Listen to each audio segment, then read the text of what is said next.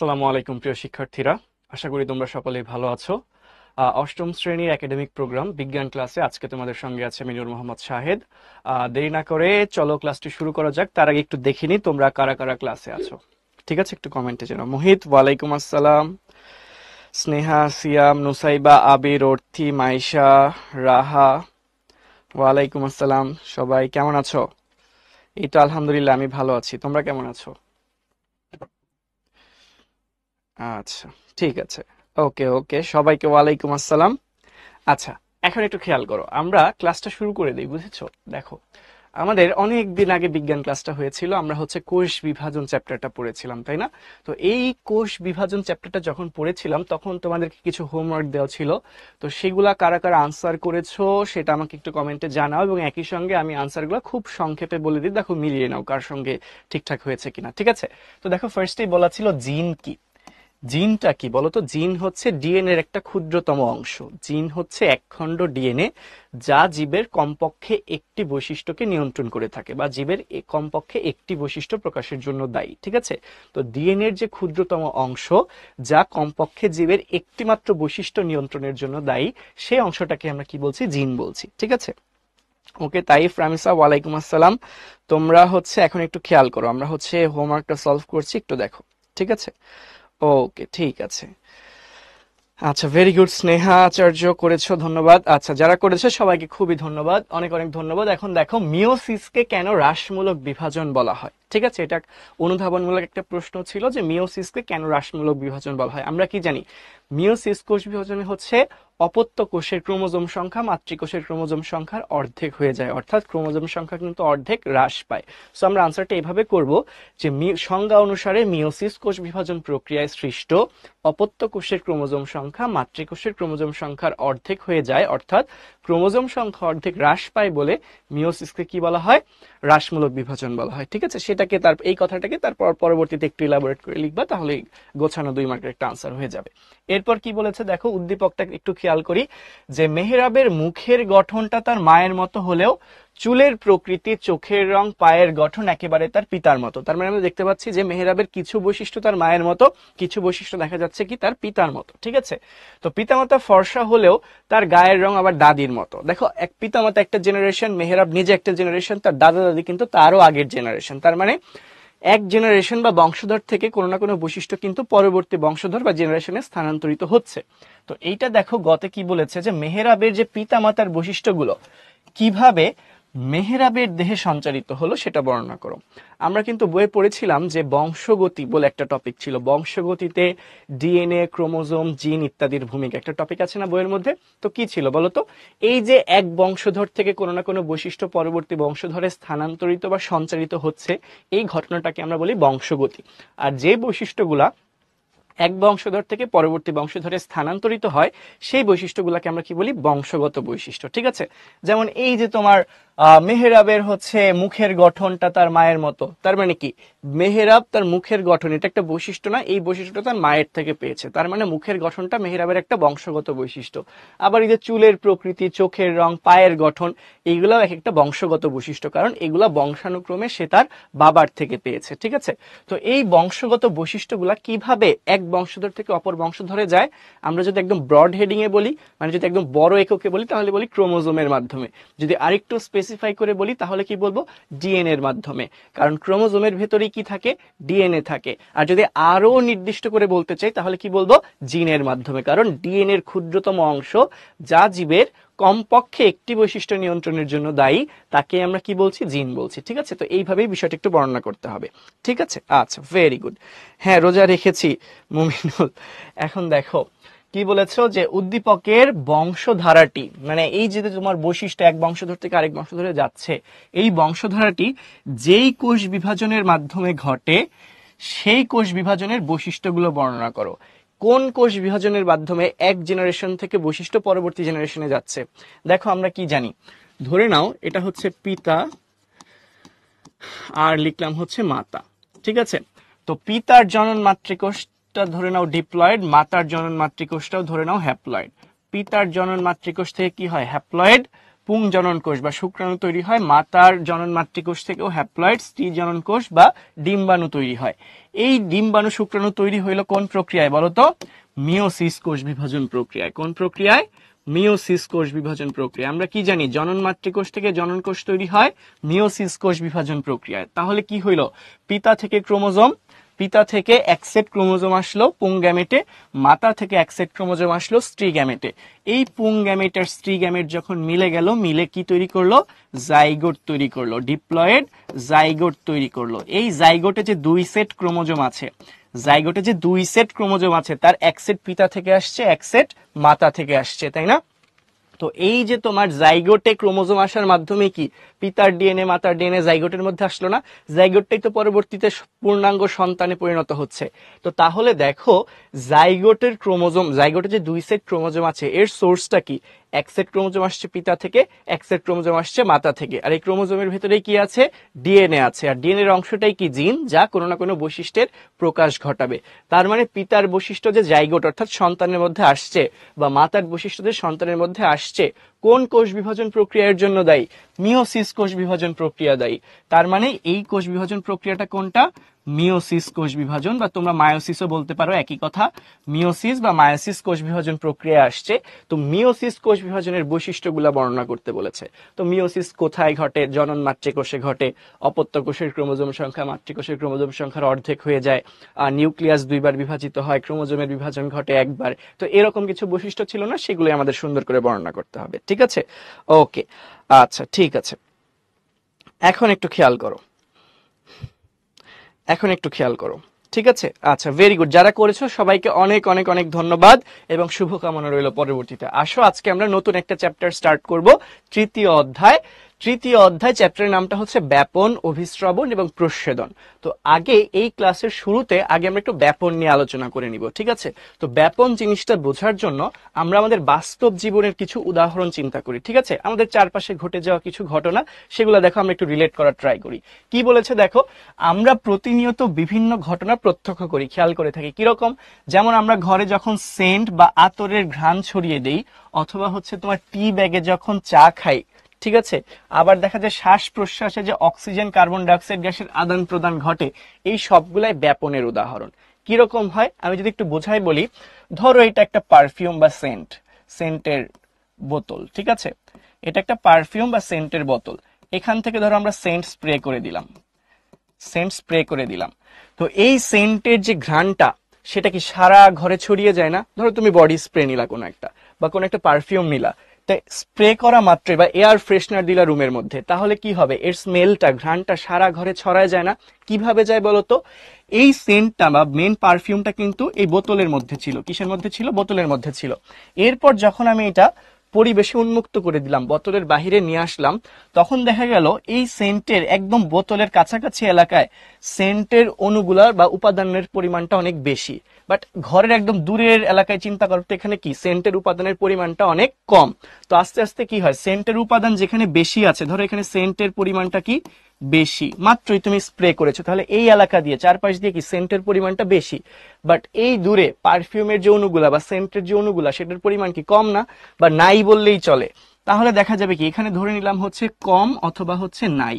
তাহলে সেন্টের অণুগুলা বেশি ঘনত্বের এলাকা থেকে কি কম ঘনত্বের এলাকায় ছড়িয়ে পড়বে না? এই ঘটনাটাকে আমরা কি বলছি? ব্যাপন বলছি। অর্থাৎ বেশি ঘনত্বের এলাকা থেকে কম ঘনত্বের এলাকায় এই সেন্টের অণুগুলা কিন্তু ছড়িয়ে পড়বে।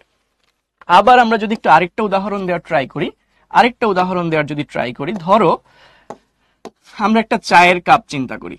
ঠিক আছে? এটা ধরে নাও হচ্ছে একটা চায়ের কাপ। ঠিক আছে? এটা চিন্তা করো একটা চায়ের কাপ। এই চায়ের কাপের ভেতরে ধরো তুমি একটা টি ব্যাগ রেখেছো। ঠিক আছে? ধরো হচ্ছে এটা ধরে নাও হচ্ছে পানি, পানির ভেতরে হচ্ছে এটা ধরে নাও পানি। ঠিক আছে? এর ভেতরে তুমি একটা টি ব্যাগ রেখেছো, ধরো এইভাবে টি ব্যাগটা তুমি ডুবিয়ে দিয়েছো। ঠিক আছে? এটা ধরে নাও একটা টি ব্যাগ। তো এই টি ব্যাগ যখন তুমি ডুবিয়ে দিচ্ছ, তখন দেখা যাচ্ছে কি চায়ের পরিমাণটা কি টি ব্যাগের ভেতরে বেশি না? টি ব্যাগের ভেতরে চায়ের পরিমাণটা বেশি। আর কাপের ভেতরে যে পানি আছে, সেখানে প্রথম কথা চা নেই, অথবা থাকলেও খুব কম পরিমাণে আছে। তাহলে দেখা যায় আস্তে আস্তে টি ব্যাগ থেকে চাটা কোথায় চলে আসে? টি ব্যাগ থেকে চাটা কিন্তু বের হয়ে আস্তে আস্তে কিন্তু এই পানির মধ্যে ভরে যায়। এভাবেই তো আমরা চাটা বানিয়ে ফেলছি টি ব্যাগের সাহায্যে। তো তো তাহলে দেখা যায় টি ব্যাগের ভেতরে চায়ের অণুগুলার ঘনত্ব বেশি, বাট কাপের মধ্যে যে পানি আছে সেখানে চায়ের অণুর ঘনত্ব কিন্তু কম। অর্থাৎ চায়ের অণুগুলোও কি করলো, বেশি ঘনত্বের এলাকা থেকে পানির মধ্যে অর্থাৎ কম ঘনত্বের এলাকায় ছড়িয়ে পড়লো। ঠিক আছে, এটাও কি তাহলে ব্যাপন। তাহলে কি বললাম, ব্যাপনে কি হবে, যে কোনো উপাদান বেশি ঘনত্বের এলাকা থেকে কম ঘনত্বের এলাকায় ছড়িয়ে পড়বে। আবার একটু খেয়াল করো আরেকটা এক্সাম্পল, শ্বাস প্রশ্বাসে যে আমরা অক্সিজেন নিই, এই যে ধরো আমরা শ্বাস নিচ্ছি, শ্বাস নিলাম, কি প্রবেশ করলো নাকের মধ্যে, অক্সিজেন প্রবেশ করলো। কেন প্রবেশ করলো, কিভাবে প্রবেশ করলো, একটু খেয়াল করো। ধরো আমাদের চারপাশে যে পরিবেশ, এই পরিবেশে অক্সিজেনের পরিমাণটা বেশি, আর আমাদের দেহের ভেতরে ফুসফুসের ভেতরে পরিবেশের তুলনায় অক্সিজেনের পরিমাণটা কম। এই জন্য আমরা যখন শ্বাস নিলাম তখন কিন্তু বাইরে থাকা অধিক ঘনত্বের অক্সিজেন থেকে ভেতরের কম ঘনত্বের এলাকায় অক্সিজেনের অণুগুলা প্রবেশ করে গেল। ঠিক আছে, এভাবে আমরা প্রশ্বাস নিলাম, ঠিক আছে, শ্বাস নিলাম। আবার যখন আমাদের দেহে কার্বন ডাইঅক্সাইডটা তৈরি হয়, তো দেহের ভেতরে কার্বন ডাইঅক্সাইডের পরিমাণটা থাকে বা ঘনত্বটা থাকে বেশি, আর আমাদের চারপাশের বা দেহের বাইরে কার্বন ডাইঅক্সাইডের পরিমাণটা থাকে কেমন, তুলনামূলক কম। তাহলে আমরা যখন নিঃশ্বাস ছাড়ি অর্থাৎ শ্বাস যখন ছেড়ে দিই, তখন দেহের ভেতরে অধিক ঘনত্বের এলাকা থেকে কার্বন ডাইঅক্সাইড দেহের বাইরে কম ঘনত্বের এলাকায় কিন্তু ছড়িয়ে আসে। তাহলে আমরা মাত্রই দেখলাম, এই যে তিনটা উদাহরণ যে দেখলাম, যে ঘরে সেন্ট বা আতর ছড়িয়ে দেওয়া, অথবা হচ্ছে তোমার টি ব্যাগে চা খাওয়া, অথবা হচ্ছে শ্বাস প্রশ্বাসে অক্সিজেন গ্রহণ, কার্বন ডাইঅক্সাইড ত্যাগ, এই সবগুলা উদাহরণে কিন্তু আমরা একটা বেসিক জিনিস দেখলাম, যে উপাদানগুলা কি হচ্ছে, বেশি ঘনত্বের এলাকা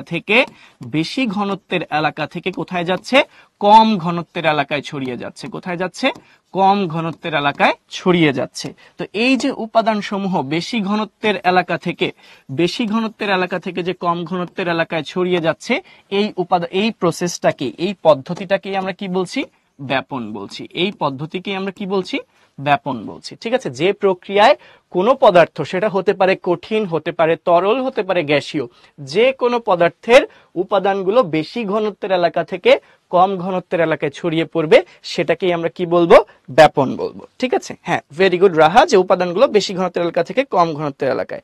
হ্যাঁ, শস্য ক্ষেতে সার ছিটানো, এটাও কাইন্ড অফ ব্যাপন। ঠিক আছে, এখানেও ব্যাপন হচ্ছে। আচ্ছা, এখন একটু খেয়াল করো, না এটা অসমোসিস না, কঠিন পদার্থে কিভাবে দেখাচ্ছে, কঠিন পদার্থে কিভাবে একটু পরেই দেখতে পারবা। দেখো তাহলে ব্যাপনের সংজ্ঞাটা আমরা কি দেখতে পাচ্ছি, যে কোনো মাধ্যমে কঠিন, তরল বা গ্যাসীয় পদার্থের অণুগুলা উচ্চ ঘনমাত্রার স্থান থেকে নিম্ন ঘনমাত্রার স্থানের দিকে স্বতঃস্ফূর্তভাবে ছড়িয়ে পড়াকে আমরা কি বলছি, ব্যাপন বলছি। তাহলে কোনো মাধ্যমে, ধরো শূন্য মাধ্যম হতে পারে, পানি মাধ্যমে হতে পারে, ঠিক আছে, তো কোনো মাধ্যমে কঠিন, তরল বা গ্যাসীয় পদার্থের অণুগুলোর অধিক ঘনত্ব বা উচ্চ ঘনত্বের স্থান থেকে কম ঘনত্বের বা কম ঘনমাত্রার স্থানের দিকে স্বতঃস্ফূর্তভাবে ছড়িয়ে পড়াকে আমরা কি বলছি, ব্যাপন বলছি। আচ্ছা, এখন একজন জিজ্ঞাসা করেছে যে ভাইয়া কঠিন পদার্থের ক্ষেত্রে আবার ব্যাপন কিভাবে হচ্ছে। ঠিক আছে, ধরো তুমি একটা পাত্র নিলা, ঠিক আছে, এই পাত্রের মধ্যে তুমি কোনো একটা রং ছেড়ে দিলা, রঙের গুঁড়া কি অবশ্যই পাউডার হবে, রঙের গুঁড়াটা কি অবশ্যই পাউডার হবে। ধরো শুকনা রং পাউডার, তুমি কোনো একটা রঙিন পাউডার, ধরো নীল, ঠিক আছে, নীল রঙের কোন একটা পাউডার তুমি ছেড়ে দিলা। তো এর মধ্যে যদি তুমি ধরো পানিটা আমরা দেখাইলাম, ধরো এটা পানি, তো এটা ধরো আছে পানি, ঠিক আছে, এই পানির মধ্যে ধরো আমরা নীল কালার দিলে তো আসলে মিশে যাবে, আমরা ধরো গোলাপি কালারের কোন একটা পাউডার দিলাম। তো গোলাপি কালারের কোন একটা পাউডার তুমি যদি এর মধ্যে ছেড়ে দাও, তাহলে দেখা যাবে কি এখানে পাউডারের উপাদানের ঘনত্ব অনেক বেশি না, এই গোলাপি রঙের ঘনত্বটা কি এখানে অনেক বেশি না, তাহলে আস্তে আস্তে দেখা যাবে পুরা পানিটাই গোলাপি রঙে রঙিন হয়ে যাবে। কি হবে, পুরা পানিটাই গোলাপি রঙে কিন্তু রঙিন হয়ে যাবে। কেন, প্রথমে যখন আমি পাউডারটা দিলাম তখন এখানে কিন্তু কঠিন পদার্থ অর্থাৎ পাউডারের ঘনত্বটা বেশি ছিল, আর দূরে পাউডারের ঘনত্ব কম ছিল বা ছিলই না। পরবর্তীতে দেখা গেল পাউডারটা কি হলো, বেশি ঘনত্বের এলাকা থেকে কম ঘনত্বের এলাকায় ছড়িয়ে পড়লো। ঠিক আছে, তো এই যে ছড়িয়ে পড়লো, আস্তে আস্তে টোটাল দ্রবণটাই বা এই মিশ্রণটাই কেমন হয়ে গেল, গোলাপি রঙের হয়ে গেল। এভাবেও কিন্তু কঠিন পদার্থের ক্ষেত্রে ঘটে।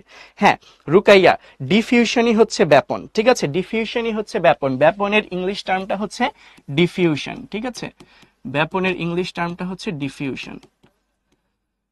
ওকে, তো তাহলে দেখো কোনো মাধ্যমে কঠিন, তরল বা গ্যাসীয় পদার্থের অণুগুলোর উচ্চ ঘনমাত্রার স্থান থেকে নিম্ন ঘনমাত্রার স্থানে স্বতঃস্ফূর্তভাবে ছড়িয়ে পড়া, এই কথাটা খেয়াল করতে হবে।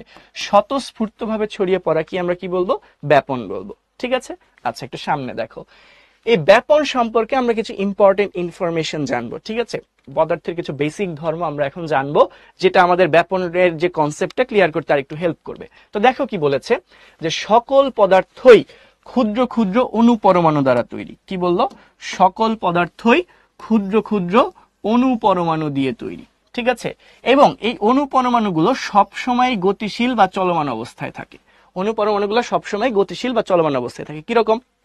ধরো যদি এটা কঠিন পদার্থ হয়, ধরো একটা কঠিন পদার্থ, তাহলে কঠিন পদার্থ কি দ্বারা তৈরি? অণু পরমাণু দ্বারা তৈরি। তো এই কঠিন পদার্থের কণাগুলা একটা নির্দিষ্ট অবস্থানে সবসময় কাঁপতে থাকবে। এই যে এই রিমোটটা চিন্তা করে যে কাঁপতেছে, এটা যে কাঁপাকাঁপি করছে, এটা কি অবস্থানের পরিবর্তন হচ্ছে না? এটা কি সর্বদা গতিশীল না? এটা কিন্তু এখান থেকে খুব দূরে সরে যাচ্ছে না, একই জায়গায় থাকছে, বাট কাঁপাকাঁপি করছে। তো কঠিন পদার্থের অণুগুলা খুব কাছাকাছি থাকে এবং সবসময় কম্পনরত অবস্থায় থাকে, অর্থাৎ গতিশীল বা চলমান অবস্থায় থাকে। আবার যদি এটা তরল পদার্থের অণু হয়, তাহলে এক অণু থেকে আরেক অণু একটু দূরে থাকে, তাহলে দেখা যায় যে এরা এইভাবে একটা একটার সাথে ধাক্কা লাগতেছে, দূরে যাচ্ছে, ধাক্কা লাগতেছে, মানে বড় রেঞ্জে কাঁপাকাঁপি করতেছে, ঠিক আছে? অবস্থানের পরিবর্তন সামান্যভাবে হচ্ছে। আর যদি গ্যাসীয় পদার্থের উপাদান হয়, তাহলে দেখা যায় মুক্তভাবে এরা চলাচল করতে পারে। যেই পাত্রে রাখা হবে গ্যাসটাকে, সেই পাত্রের মধ্যে এটা মুক্তভাবে চলাচল করতে পারবে, মানে অনেক বেশি গতিশীল থাকবে। তার মানে কি বললাম? কঠিন হোক, তরল হোক, গ্যাসীয় হোক, পদার্থ যেমনই হোক না কেন, তার যে কণাগুলা অর্থাৎ অণু পরমাণু সর্বদাই কেমন থাকবে? গতিশীল বা চলমান অবস্থায় থাকবে, ঠিক আছে? তো এই যে পদার্থের যে কণাগুলা অর্থাৎ অণু পরমাণুগুলা গতিশীল অবস্থায় আছে, এই কারণে এদের মধ্যে একটা শক্তির উদ্ভব ঘটবে, সেটাকে আমরা কি বলি? গতিশক্তি। তোমরা জানো যান্ত্রিক শক্তির দুইটা রূপ আছে, ঠিক আছে? যান্ত্রিক শক্তির দুইটা রূপ, একটাকে আমরা বলি গতিশক্তি আর একটা হচ্ছে স্থিতিশক্তি।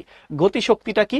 কোনো বস্তুর গতির কারণে, কোনো বস্তু যদি গতিশীল হয়, গতির কারণে তার মাঝে যখন শক্তির উদ্ভব ঘটে, সেই শক্তিটাকে আমরা কি বলছি? গতিশক্তি। আর কোনো বস্তুর যদি অবস্থানের পরিবর্তন ঘটাই, ধরো এটা আমার হাতে এখানে আমি রেখে দিয়েছিলাম, এখান থেকে রিমোটটাকে আমি যদি একটু উঁচুতে নিয়ে যাই, তাহলে কি অবস্থানের পরিবর্তন ঘটাইলাম না?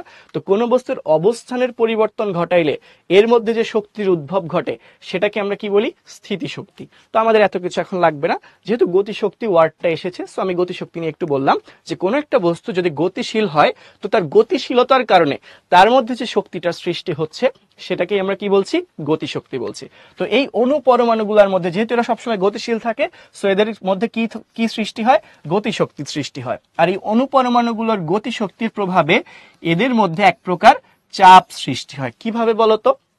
ধরো একটা পাত্র, ধরো একটা পাত্র, ঠিক আছে? এই পাত্রের মধ্যে এই অণু পরমাণুগুলো ছোটাছুটি করতেছে, কাপাকাপি করতেছে।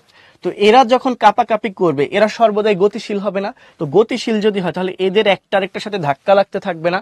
তো ওরা এই ধাক্কা ধাক্কির মধ্যে থাকতে চাবে না, ওরা চাবে একটু রিল্যাক্সে ফাঁকা জায়গায় থাকতে, যাতে ওদের মধ্যে ধাক্কা ধাক্কিটা কম হয়, ঠিক আছে? তুমি নর্মালি একটু চিন্তা করো, তোমাকে যদি খুবই ভিড়ের মধ্যে একটা জায়গায় রেখে দিই, তোমার খুব আনকমফোর্টেবল ফিল হবে না? অস্বস্তি লাগবে না? তুমি কি চাবা? একটু ফাঁকা জায়গায় থাকতে চাওয়া, যাতে যেখানে হচ্ছে তোমার ক্রাউড কম, রাশ কম, এরকম জায়গায় তুমি থাকতে চাচ্ছ না? তো এই যে যে টেন্ডেন্সি, এটা কিন্তু অণু পরমাণুগুলোর মধ্যেও দেখা যায়, যে ওরা খুব বেশি কনজেস্টেড একটা পরিবেশে, অনেক বেশি চাপাচাপি হয়, অনেক বেশি কাপাকাপি হচ্ছে বা ধাক্কাধাক্কি হচ্ছে, এমন পরিবেশে ওরা থাকতে চায় না, ওরা একটু ফাঁকা জায়গায় দূরে সরে গিয়ে থাকতে চায়, ঠিক আছে? তো এই যে কম জায়গার মধ্যে যখন অনেক পরমাণু কাপাকাপি করতে থাকে, তখন ওদের ভিতরে একটা চাপ সৃষ্টি হচ্ছে, ঠিক আছে? তো গতিশক্তির প্রভাবে এক প্রকার চাপ সৃষ্টি হচ্ছে। এর কারণে দেখা যায় কি, অধিক ঘনত্বযুক্ত স্থান থেকে কম ঘনত্বযুক্ত স্থানে অণুগুলা ছড়িয়ে পড়ে। ওই যে বললাম, যেখানে চাপাচাপি বেশি ওরা সেখানে থাকতে চায় না, যেখানে কম ঘনত্ব, চাপাচাপি কম, ওরা সেখানে ছড়িয়ে পড়তে চায়। তো এই যে যে তোমার যেই চাপের কারণে ওরা অধিক ঘনত্বের এলাকা থেকে কম ঘনত্বের এলাকায় ছড়িয়ে পড়লো, যেই চাপের কারণে এই যে এক প্রকার চাপ সৃষ্টি হলো না, এই চাপটাকেই আমরা কি বলি বলতো? এই চাপটাকেই আমরা কি বলি? এই চাপটাকেই আমরা কি বলি? ব্যাপন চাপ। এই চাপটাকেই আমরা কি বলি? ব্যাপন চাপ বলি, ঠিক আছে? এই চাপটাকেই আমরা কি বলি? ব্যাপন চাপ বলি, ঠিক আছে? এই চাপটাকে আমরা বলি হচ্ছে ব্যাপন চাপ। তাহলে কি বললাম? অণু পরমাণুগুলার গতি শক্তির প্রভাবে এদের মধ্যে এক প্রকার চাপ সৃষ্টি হয়, যার প্রভাবে এরা কি করে? অধিক ঘনত্বের এলাকা থেকে কম ঘনত্বের এলাকায় ছড়িয়ে পড়ে। তো এই চাপটাকেই আমরা কি বলতেছি? ব্যাপন চাপ বলতেছি। অর্থাৎ আমরা বলতে পারি ব্যাপন চাপের কারণেই ব্যাপন হচ্ছে। কি বললাম? ব্যাপন চাপের কারণেই ব্যাপন হচ্ছে। এখন তোমাকে যদি প্রশ্ন করা হয় যে ব্যাপন তাহলে কেন হচ্ছে? অনুপরমাণুগুলোর মধ্যে ব্যাপন চাপের কারণে। তাহলে যদি জিজ্ঞাসা করা হয় ব্যাপন চাপটা কেন তৈরি হচ্ছে, অনুপরমাণুগুলার গতি শক্তির কারণে। এখন যদি জিজ্ঞাসা করা হয় যে অনুপরমাণুগুলোর মধ্যে গতি শক্তিটা কিভাবে তৈরি হচ্ছে, তাহলে কি বলবো, সকল পদার্থের অণুগুলোই সর্বদা গতিশীল বা চলমান অবস্থায় থাকে, এই কারণে এদের মধ্যে গতিশক্তির সৃষ্টি হচ্ছে। বোঝাতে পেরেছি? তাহলে সিকোয়েন্সিয়ালি যদি আবার বলি, সকল পদার্থের অণুগুলোই বা পরমাণুগুলোই সর্বদা গতিশীল বা চলমান অবস্থায় থাকে, এই কারণে এদের মধ্যে কি সৃষ্টি হয়, গতিশক্তির সৃষ্টি হয়। আর এই গতিশক্তির কারণেই এদের মধ্যে একটা ব্যাপন চাপের সৃষ্টি হচ্ছে। ব্যাপন চাপ সৃষ্টি হওয়ার কারণে পদার্থের অণুপরমাণুগুলা অধিক ঘনত্বের এলাকা থেকে স্বতঃস্ফূর্তভাবে কম ঘনত্বের এলাকার দিকে ছড়িয়ে পড়ছে, অর্থাৎ ব্যাপন ঘটছে। ঠিক আছে, এখন দেখো কি বললো, এই ব্যাপন চাপের কারণে ব্যাপন প্রক্রিয়া সংঘটিত, আমরা অলরেডি পড়েছি। তারপর দেখো একটু কি বললো, যে কোনো পদার্থের অণুর ব্যাপন ততক্ষণ চলতে থাকে যতক্ষণ না পদার্থের অণুগুলোর ঘনত্ব সর্বত্র সমান হয়। অর্থাৎ এক জায়গায় ধরে নাও ঘনত্ব বেশি আর এক জায়গায় ঘনত্ব কম, তাহলে কি ঘটবে, বেশি ঘনত্বের এলাকা থেকে পরমাণুগুলা বা অণুগুলা কম ঘনত্বের এলাকায় ছড়িয়ে যাবে। কতক্ষণ বেশি ঘনত্বের এলাকা থেকে কম ঘনত্বের এলাকায় যাবে, যতক্ষণ না দুই এলাকার অণুগুলার ঘনত্ব বা কণাগুলার ঘনত্ব সমান হচ্ছে, ততক্ষণ ব্যাপন চলতে থাকবে। বোঝাতে পেরেছি? একটু বুঝেছো কিনা জানাও। ঠিক আছে স্যার, কেন অণুগুলা গতিশীল থাকে? এটা ধর্ম, এটা অণুগুলার একটা ইনহেরেন্ট কোয়ালিটি, মানে বাই নেচার। ঠিক আছে, অলওয়েজ গতিশীল থাকে।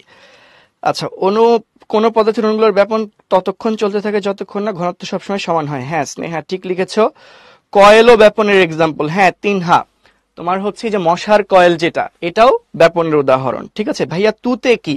তুতে কি একটু পরেই পড়াবো। কপার সালফেট, আর্দ্র কপার সালফেট বা পানিযুক্ত কপার সালফেটকে আমরা তুতে বলি, হাইড্রেটেড কপার সালফেট। ঠিক আছে, ব্যাপন চাপের কারণে ব্যাপন ঘটে। ফিদাস, ঠিক বলেছ। নওরিন, কঠিন পদার্থের কণা সবসময় কাঁপতে থাকলে কঠিন পদার্থ কাঁপে না কেন? চমৎকার প্রশ্ন।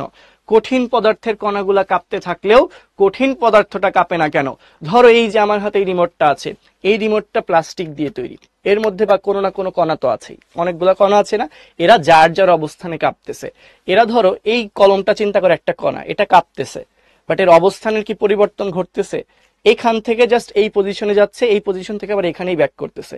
এখান থেকে সরে কি আরো দূরে সরে গেছে, বা এখান থেকে অনেকটা দূরে সরে গেছে? না, যেখানে ছিল সেখানেই আছে, একটা ফিক্সড রেঞ্জের মধ্যেও কাঁপতেছে। এই জন্য আলটিমেটলি দেখা যায় কি, নিট কম্পনের পরিমাণ একটা আরেকটাকে নিউট্রালাইজ করে দিচ্ছে। কিরকম, ধরো এ একটা বিন্দু, বি আর একটা বিন্দু, তো কঠিন পদার্থের কণাগুলা, ধরো এটা একটা কঠিন পদার্থের কণা, এটা একটা কঠিন পদার্থের কণা, এই কণাটা কাঁপতে কাঁপতে এ থেকে বি পর্যন্ত যাবে, বি থেকে এ পর্যন্তই আসবে, অর্থাৎ কম্পনটা সবসময় এইটুকুর মধ্যেই চলতে থাকবে। ওর অবস্থানের কি তাইলে কোনো পরিবর্তন ঘটবে? অবস্থানের কিন্তু আলটিমেটলি কোনো পরিবর্তন ঘটবে না। এরকম সবগুলা কণারই কম্পনের একটা রেঞ্জ আছে, ওরা খুব বেশি দূরে তো সরে যাচ্ছে না, এই জন্য দেখা যাচ্ছে যে আলটিমেটলি কণাটার মানে মেইন বস্তুটার কাঁপতেছে না। ঠিক আছে, আচ্ছা, হোয়াট ইজ ব্যাপন চাপ? ব্যাপন চাপ বুঝি নাই। সিফাত, দেখো ব্যাপন চাপটা কি, দেখো এই যে যখন কঠিন উচ্চ ঘনত্বের স্থানে যে কোনো পদার্থের অণুগুলা কি কাঁপাকাঁপি করতেছে না, তাহলে ওই অণুপরমাণুগুলোর মধ্যে সংঘর্ষ বেশি হচ্ছে, ধাক্কাধাক্কি বেশি হচ্ছে। তো ওরা এই বেশি ধাক্কাধাক্কি বা বেশি সংঘর্ষ বা বেশি ঝামেলা এমন এলাকায় থাকতে চায় না, যেখানে একটু খোলামেলা পরিবেশ বা যেখানে সংঘর্ষ কম বা চাপাচাপি কম, সেই রকম কম ঘনত্বের এলাকায় ওরা ছড়িয়ে পড়তে চায়। তো এই যে বেশি ঘনত্বের এলাকায় যে একটা আরেকটার সাথে ধাক্কা লাগতেছে, সংঘর্ষ হচ্ছে, এই জন্য এর একটা চাপ ফিল করতেছে, এই চাপটাকেই বলা হচ্ছে ব্যাপন চাপ। অর্থাৎ ব্যাপন সংঘটিত হওয়ার জন্য যে চাপটা দায়ী, তাকেই আমরা বলছি ব্যাপন চাপ। ঠিক আছে, আচ্ছা ওকে, আচ্ছা ভেরি গুড, ওকে, হ্যাঁ অহনা রোজা আছি, ওকে ঠিক আছে। আতরটা বুঝিয়ে দিন। আতরের ক্ষেত্রেও তো সেম, আপনি যখন আতর থেকে আতরের ওই বলটা দিয়ে আপনি আতরের টিউবটা দিয়ে ঘষা দিচ্ছেন নিজের বডিতে, বা জারটা থেকে যখন আতর বের করছেন, আপনি শার্টে লাগাইলেন বা হাতায় লাগাইলেন বা পাঞ্জাবিতে লাগাইলেন, তখন কি হইলো, আতরটা আপনার জামায় ড্রেসে লেগে গেল না? তাহলে আপনার ড্রেসে আতরের কণাগুলোর ঘনত্ব বেশি, কিন্তু আপনার চারপাশে থাকা বাতাসে কি আতরের কণাগুলোর ঘনত্ব বেশি? সেখানে কিন্তু আতরের কণাগুলোর ঘনত্ব কম। তাহলে আতরের কণাগুলো কি করবে, এই শার্ট থেকে বা আশেপাশের এলাকা থেকে যেখানে আতরের কণাগুলোর ঘনত্ব কম সেখানে ছড়িয়ে পড়বে, এভাবে আতরের সুবাসটা ছড়িয়ে পড়ে। ঠিক আছে, আচ্ছা ওকে ভাইয়া, গাছের পানি শোষণ কি ব্যাপন? গাছের পানি দেখো, মাটি থেকে যখন পানিটা মূলের ভেতরে ঢুকে ওইটা হচ্ছে তোমার যখন বেশি ঘনত্বের এলাকা থেকে কম ঘনত্বের এলাকায় আসে, পানি তো লিকুইড, ওইখানে হচ্ছে আবার কোষ প্রাচীর ভেদ করে আসতে হচ্ছে, ঠিক আছে, ওইখানে আবার অভিস্রবণের একটা ইস্যু চলে আসে, ওখানেও ব্যাপন ঘটে, তবে ওখানে আরেকটা বড় ইস্যু কাজ করে হচ্ছে অভিস্রবণ, আমরা এক্স্যাক্টলি বলতে পারবো না, ঠিক আছে। শান্ত, হাউ মাচ, আচ্ছা ওয়েট ওয়েট ওয়েট, একটু আমরা একটু খেয়াল করি কি লিখছে। হাউ মাচ, দাঁড়াও, একই কমেন্ট বারবার করে রাখছো, পড়তে কষ্ট হচ্ছে, এক কমেন্ট একবারই করবা। How much wood a wood, কি লিখছো এইসব? শান্ত, তুমি কি উল্টাপাল্টা কমেন্ট করতেছো, এগুলা স্প্যামিং করো না, ঠিক আছে, মনোযোগ দিয়ে ক্লাস করো। আচ্ছা হ্যাঁ রামিসা, কপার সালফেটই হচ্ছে তুতে, ধোয়ার ক্ষেত্রেও সেম ঘটনা ঘটবে, ঠিক আছে। আচ্ছা পুরা ক্লাস রিভাইজ দিব, সমস্যা নেই, তুমি মনে হয় লেটে জয়েন করছো। হ্যাঁ তুতে, ঠিক আছে। আচ্ছা তাহলে আরেকবার একটু খেয়াল করো, কিছু ইনফরমেশন আরেকবার একটু খেয়াল করো।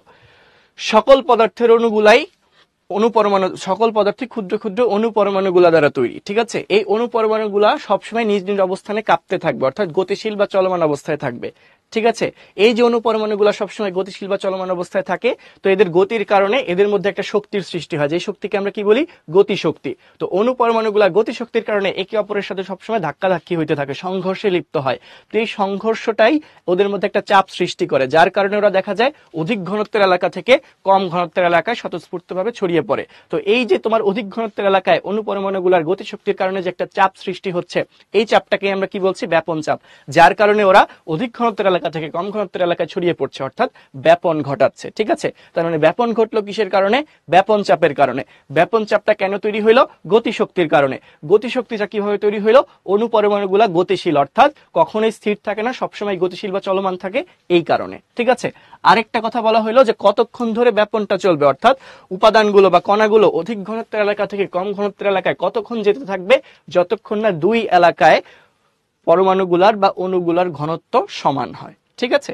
আচ্ছা এখন আসো ব্যাপনের কিছু বাস্তব উদাহরণ, ব্যাপনের আরো কিছু উদাহরণ দেওয়া হয়েছে। তো আমরা মাত্রই থিওরি থেকে জানলাম যে ব্যাপনটা কি, অণুপরমাণুগুলা কি করবে, উচ্চ ঘনত্বের এলাকা থেকে নিম্ন ঘনত্বের এলাকায় ছড়িয়ে পড়বে। এই প্রসেসটাকে আমরা কি বলেছিলাম, এই প্রসেসটাকে আমরা ব্যাপন বলেছি, ঠিক আছে। যে প্রক্রিয়ায় উপাদানগুলো, কঠিন তরল বা গ্যাসীয় পদার্থের কণাগুলো উচ্চ ঘনত্বের এলাকা থেকে নিম্ন ঘনত্বের এলাকায় ছড়িয়ে পড়ে, সেটাকে আমরা কি বলেছি, ব্যাপন বলেছি। তো এখন আমরা ধরো এক্সাম্পল দিলাম, এই যে ঘরে সেন্ট বা আতর ছড়ানো, ঘরে সেন্ট বা আতর ছড়ানো, এই ঘটনায় উচ্চ ঘনত্বের এলাকা কোনটা, যেখানে তুমি আতরটা স্প্রে করলা বা সেন্টটা স্প্রে করলা, সেটা কি, সেখানে আতরের উপাদানগুলোর ঘনত্ব বেশি, তো সেটাই হচ্ছে উচ্চ ঘনত্বের এলাকা।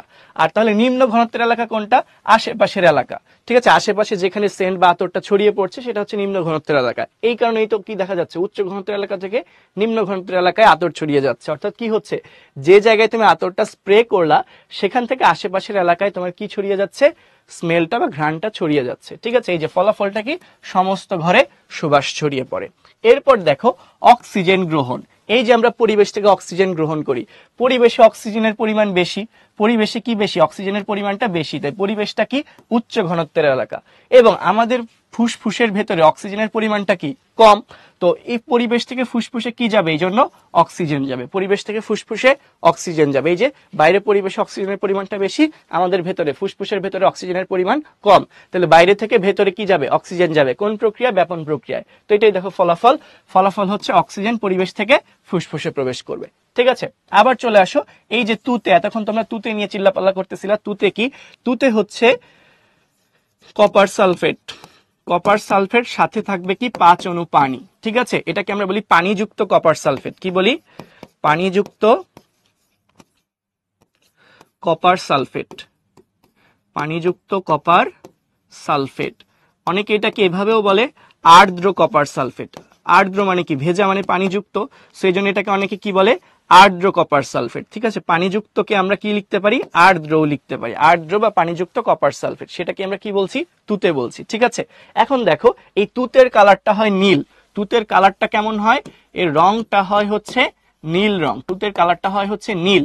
তো যখন তুমি একটা পানি, এক গ্লাস পানিতে যখন বা কোন একটা পাত্রে যখন তুতে ছেড়ে দিবা, পানির মধ্যে যখন তুতে ছেড়ে দিবা তখন তুতের উপাদানগুলোর ঘনত্ব বেশি, আর পানির মধ্যে কি তুতের উপাদানের পরিমাণটা কম না, তাহলে তুতের অণুগুলা কি করবে, নিজেদের কাছ থেকে আস্তে আস্তে পানির মধ্যে ছড়ায় যাবে। যেমন এই যে একটু আগে আমি তোমাদেরকে একটা উদাহরণ দিলাম না, এই যে ধরো এখানে আমরা পিঙ্ক কালারের, গোলাপি কালারের পাউডার রেখেছিলাম, তো তুতেটা হবে নীল কালারের পাউডার, ঠিক আছে।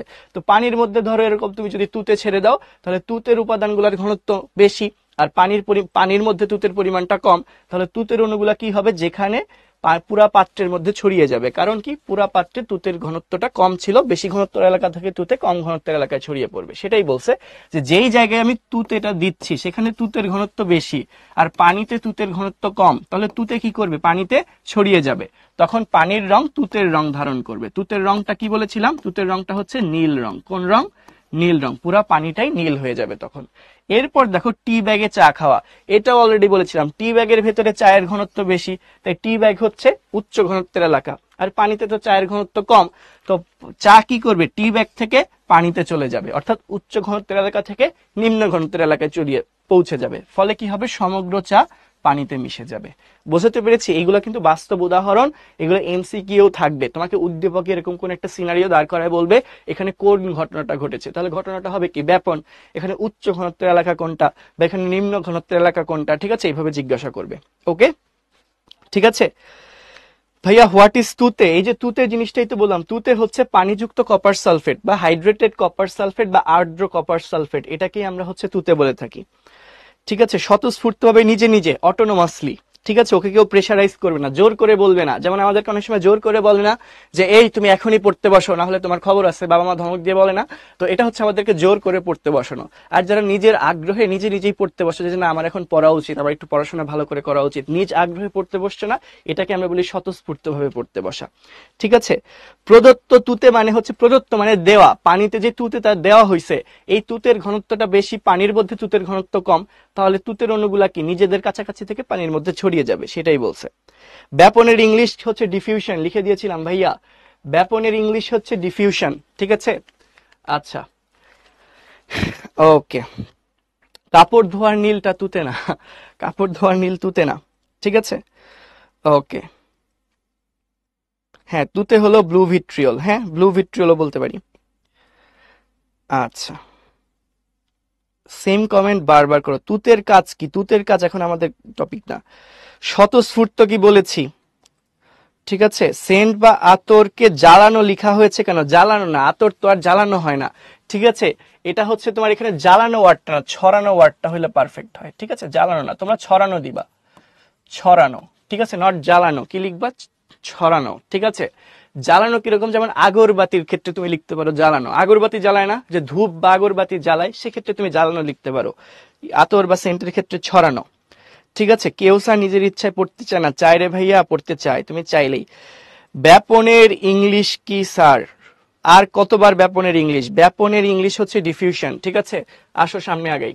এখন দেখো, এই যে আমার তুতে তুতে করতেছো না, দেখো পরে তুতের বিষয়টা আরো ক্লিয়ার করে দেওয়া আছে। তুতে হচ্ছে কপার সালফেটের আর্দ্র ক্যালাস, ক্যালাস মানে কি, শুকনা পাউডার, ঠিক আছে। শুকনা পাউডারকে আমরা বলি হচ্ছে ক্যালাস, শুকনা অণুগুলাকে আমরা বলি হচ্ছে ক্যালাস। তো তুতে হচ্ছে কপার সালফেটের আর্দ্র ক্যালাস, এর সংকেতটা হচ্ছে দেখো কপার সালফেট সঙ্গে 5 অণু পানি, এর কালারটা কিরকম, নীল কালার, ঠিক আছে। তো এখন দেখো এই ছবিটা, এই যে দেখো এই ছবিটা একটু ভালো করে খেয়াল করো। দেখো এই যে পানির মধ্যে তুতে ছেড়ে দেওয়া হয়েছে, কি ছেড়ে দেওয়া হয়েছে, তুতে, এর কালারটা ছিল নীল, তো এখানে তুতের অণুগুলার ঘনত্ব বেশি, আর পানির মধ্যে কি তুতের অণুগুলো আছে, তাহলে চারপাশে কি তুতের অণুগুলার ঘনত্ব কম, তাহলে তুতের অণু কি করলো, দেখো পুরা পানির মধ্যে আস্তে আস্তে যে ছড়াই গেল, এখানে তুতের অণুগুলার ঘনত্ব বেশি, এদিকে ঘনত্ব কম, তাহলে তুতের অণুগুলা কি করলো, বেশি ঘনত্বের এলাকা থেকে কম ঘনত্বের এলাকায় ছড়িয়ে গেল, ফলে টোটাল পানিটাই কি হয়ে গেল, নীল বর্ণের হয়ে গেল, ঠিক আছে। এই হচ্ছে এক্সাম্পল। আবার এই যে চায়ের ক্ষেত্রেও দেখো, টি ব্যাগের ভেতরে চা আছে, পানির ভেতরে কিন্তু কোনো চা নাই, তার মানে এখানে বেশি ঘনত্বের এলাকা, এখানে কম ঘনত্বের এলাকা। দেখো এই যে টি ব্যাগের ভেতরে বেশি ঘনত্বের এলাকা, আর বাইরে পানির মধ্যে হচ্ছে কম ঘনত্বের এলাকা, তো আস্তে আস্তে চা পানির মধ্যে ছড়ায় যাচ্ছে, চা রেডি হয়ে যাচ্ছে। এই তো এক্সাম্পল ছিল। এরপর আসো, ব্যাপনের গুরুত্ব, খুবই ইম্পর্টেন্ট, ব্যাপনের গুরুত্ব টপিকটা কিন্তু খুবই ইম্পর্টেন্ট, সৃজনশীলে আসে, বুঝতে পেরেছো। সৃজনশীলের ঘ নাম্বারে কিন্তু দিবে ব্যাপনের গুরুত্ব, একটু ভালো করে খেয়াল করতে হবে ব্যাপনের গুরুত্বটা কি। যদি একটু খেয়াল করো, ব্যাপনের গুরুত্বটা যদি একটু খেয়াল করো তাহলে দেখতে পাবা উদ্ভিদের ক্ষেত্রে প্রাণীর ক্ষেত্রে আলাদা করে দিয়েছে, কিন্তু উদ্ভিদের ক্ষেত্রে ব্যাপনের কি গুরুত্ব, প্রাণীর ক্ষেত্রে ব্যাপনের কি গুরুত্ব। দেখো উদ্ভিদের ক্ষেত্রে সালোক সংশ্লেষণের সময় উদ্ভিদ কি করে, আমাদের সালোক সংশ্লেষণ প্রক্রিয়া কি লাগে, কার্বন ডাই অক্সাইড লাগে না। উদ্ভিদ আমরা কি জানি সালোক সংশ্লেষণ আর সালোক সংশ্লেষণ প্রক্রিয়া উদ্ভিদ কি করে, কার্বন ডাই অক্সাইড এবং পানি ব্যবহার করে শর্করা জাতীয় খাদ্য এবং কি তৈরি করে, অক্সিজেন তৈরি করে, তাই তো। তো এখন দেখো, তো এই যে উদ্ভিদ সালোক সংশ্লেষণ ঘটানোর জন্য ওর যে কার্বন ডাই অক্সাইডটা দরকার সেটা কি ও পরিবেশ থেকে শোষণ করবে না, তাহলে পরিবেশে কার্বন ডাই অক্সাইডের পরিমাণটা বেশি, উদ্ভিদের পাতার ভেতরে কার্বন ডাই অক্সাইডের পরিমাণটা কম। তাহলে কার্বন ডাই অক্সাইড কি করবে, বেশি ঘনত্বের এলাকা থেকে কম ঘনত্বের এলাকায় আসবে, অর্থাৎ পরিবেশ থেকে উদ্ভিদের ভেতরে আসবে। তার মানে এটা কোন প্রক্রিয়ায় হইলো, ব্যাপন প্রক্রিয়ায় হইলো। দেখো কি বলেছে, সালোক সংশ্লেষণের সময় ব্যাপন দ্বারা, কিসের সময়, সালোক সংশ্লেষণের সময় ব্যাপন দ্বারা বাতাসের কার্বন ডাই অক্সাইড গ্রহণ করবে, ঠিক আছে। আবার যখন সালোক সংশ্লেষণ কমপ্লিট হয়ে যাবে তখন কি উদ্ভিদের ভেতরে অক্সিজেনের পরিমাণটা তুলনামূলক বেশি, অক্সিজেনের ঘনত্ব উদ্ভিদের ভেতরে তুলনামূলক বেশি, আর পরিবেশে অক্সিজেনের ঘনত্ব উদ্ভিদের তুলনায় তুলনামূলকভাবে কি কম না, তো সেক্ষেত্রে দেখা যাবে অক্সিজেন আবার উদ্ভিদের দেহ থেকে পরিবেশে চলে আসবে, অর্থাৎ অধিক ঘনত্বের এলাকা থেকে কম ঘনত্বের এলাকায় আসবে। কোন প্রক্রিয়ায় আসলো, এই ব্যাপন প্রক্রিয়ায় আসলো, ঠিক আছে। অর্থাৎ এই যে উদ্ভিদ কার্বন ডাই অক্সাইড গ্রহণ করে এবং অক্সিজেন ত্যাগ করে সেটা কিসের দ্বারা, ব্যাপনের দ্বারাই কিন্তু ঘটছে, ঠিক আছে। আবার দেখো কি হইলো, এই যে আমাদের ক্ষেত্রে কি হয়, ব্যাপন প্রক্রিয়ায় কোষের মধ্যে অক্সিজেন প্রবেশ করে এবং কার্বন ডাই অক্সাইড বের হয়ে যায়। এটা কিসের সময়, শ্বসনের সময়, ঠিক আছে। এটা কিসের সময়, শ্বসনের সময়। উদ্ভিদ ও প্রাণী সবার ক্ষেত্রেই শ্বসন যখন হয় তখন কি হয়, কোষে অক্সিজেন প্রবেশ করে, কার্বন ডাই অক্সাইড বের হয়ে যায় না, কোন প্রক্রিয়ায়, ব্যাপন প্রক্রিয়ায়।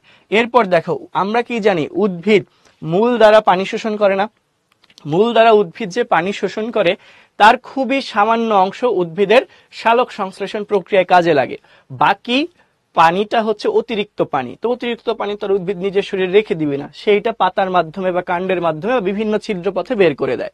কি হিসেবে বের করে, বাষ্প আকারে বের করে দেয়। উদ্ভিদ শোষণ করে তরল পানি, কিন্তু বের করে দেয় কোন অবস্থায়, বাষ্প আকারে বা গ্যাসীয় অবস্থায় বের করে দেয়, ঠিক আছে।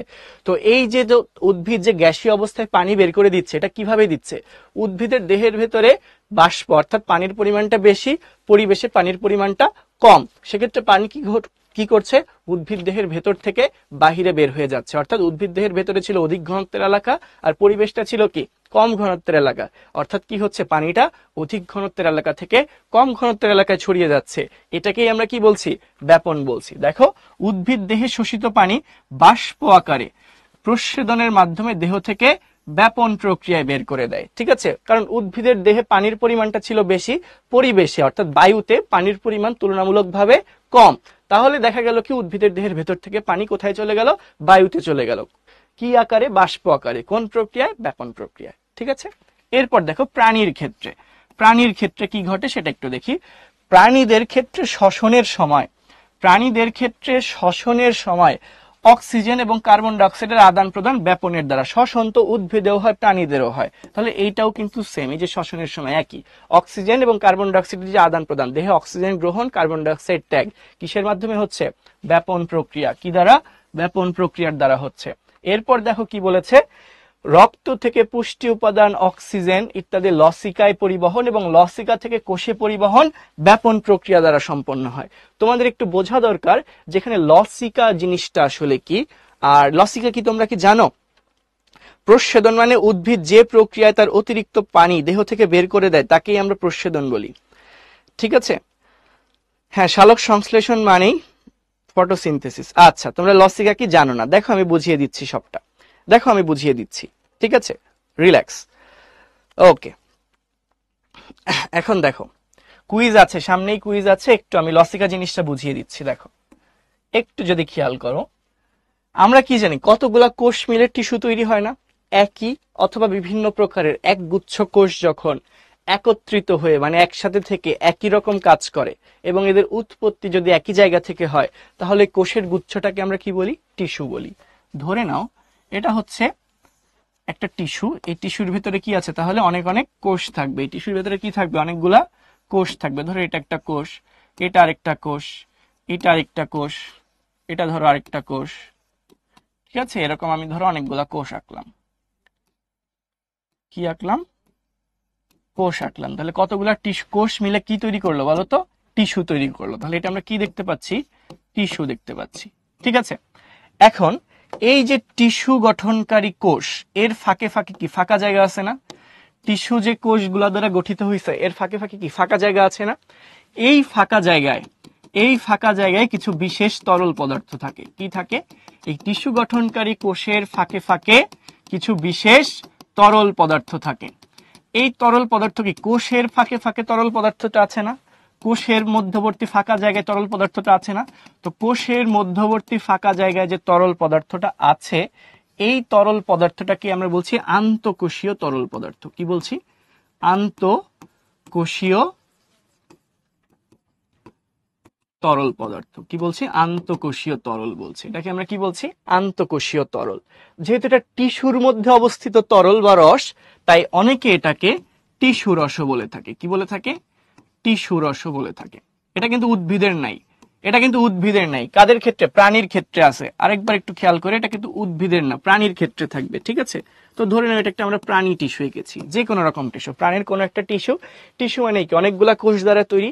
তো এই কোষের ফাঁকে ফাঁকে যে ফাঁকা জায়গা, সেখানে তরল পদার্থ আছে। কোষের ফাঁকে ফাঁকে যে তরল আছে তাকে আমরা কি বলছি? আন্তঃকোষীয় তরল। তো তার মানে কি এটা কি টিস্যুর মধ্যে অবস্থিত তরল বা রস, তাই অনেকে এটাকে কি বলে থাকে? টিস্যু রসও বলে থাকে। এই টিস্যু রস বা আন্তঃকোষীয় তরল এর মাঝে রক্তের কিছু উপাদান যুক্ত হয়। যেমন রক্তের মধ্যে কিছু বিশেষায়িত আমিষ থাকে, রক্তের মধ্যে কিছু শ্বেত রক্তকণিকা থাকে। ঠিক আছে, তো রক্ত থেকে কিছু আমিষ, কিছু শ্বেত রক্তকণিকা কোথায় চলে আসে? এই টিস্যু রসে চলে আসে। রক্ত থেকে কিছু আমিষ, শ্বেত রক্তকণিকা কোথায় আসে? এই টিস্যু রসে চলে আসে। ঠিক আছে, রক্তের মধ্যে যেই আমিষ, শ্বেত রক্তকণিকা ছিল, এরা কিছু পরিমাণে কোথায় আসে? এই টিস্যু রসে চলে আসে। তো এই টিস্যু রসে যখন আমিষ, শ্বেত রক্তকণিকা এগুলা চলে আসে, তখন এই টিস্যু রসটাকে আমরা কি বলি? তখন এই বিশেষ টিস্যু রসটাকে আমরা বলি হচ্ছে লসিকা। তখন এদেরকে আমরা কি বলছি? লসিকা। ঠিক আছে, তাহলে কি বললাম? কথাটা খেয়াল করো, কথাটা খেয়াল করো। টিস্যু গঠনকারী কোষের ফাঁকে ফাঁকে যে তরল পদার্থ থাকে তাকে আমরা বলি আন্তঃকোষীয় তরল। এই তরলটা কি? টিস্যুর মধ্যেই তো আছে, তাই এটাকে অনেকে টিস্যু রসও বলে থাকে। এই তরল পদার্থের মধ্যে, এই তরল পদার্থের মধ্যে যখন রক্তের কিছু উপাদান, যেমন রক্তের আমিষ, তারপর হচ্ছে রক্তের কণিকা। কোন কণিকা? রক্তে 3 ধরনের কণিকা থাকে। লাল রঙের লোহিত রক্ত কণিকা, কোনো রং ছাড়া শ্বেত রক্তকণিকা, আর ছোট ছোট অনুচক্রিকা। তো এর মধ্যে শ্বেত রক্তকণিকা আর হচ্ছে কি বললাম, রক্তের আমিষগুলা যখন বেশি পরিমাণে কোথায় চলে আসবে? এই টিস্যু রসের মধ্যে চলে আসবে বা আন্তঃকোষীয় তরলের মধ্যে চলে আসবে, তখন ওই রসটা বা আন্তঃকোষীয় তরলের নাম হয়ে যাবে কি? লসিকা। ঠিক আছে, তো এখন ধরো আমরা কি জানি? আমাদের কোষে খাদ্য, অক্সিজেন, পুষ্টি উপাদান, বিভিন্ন জিনিসপত্র পৌঁছে দেওয়ার দায়িত্ব কার? রক্তের। ঠিক আছে, তো ধরে নাও, ধরে নাও আমি আঁকছি একটা রক্তবাহিকা। ধরে নাও আমি একটা কি আঁকছি? রক্তবাহিকা আঁকছি। ঠিক আছে, ধরে নাও আমি একটা কি আঁকছি? রক্তবাহিকা আঁকছি। ধরে নাও হচ্ছে এটা একটা রক্তবাহিকা। ঠিক আছে, এর মধ্যে কি আছে? রক্ত আছে। এই রক্তবাহিকার ভেতরে কি আছে? ধরে নাও এই লাল লাল লাল লাল এগুলা হচ্ছে রক্ত।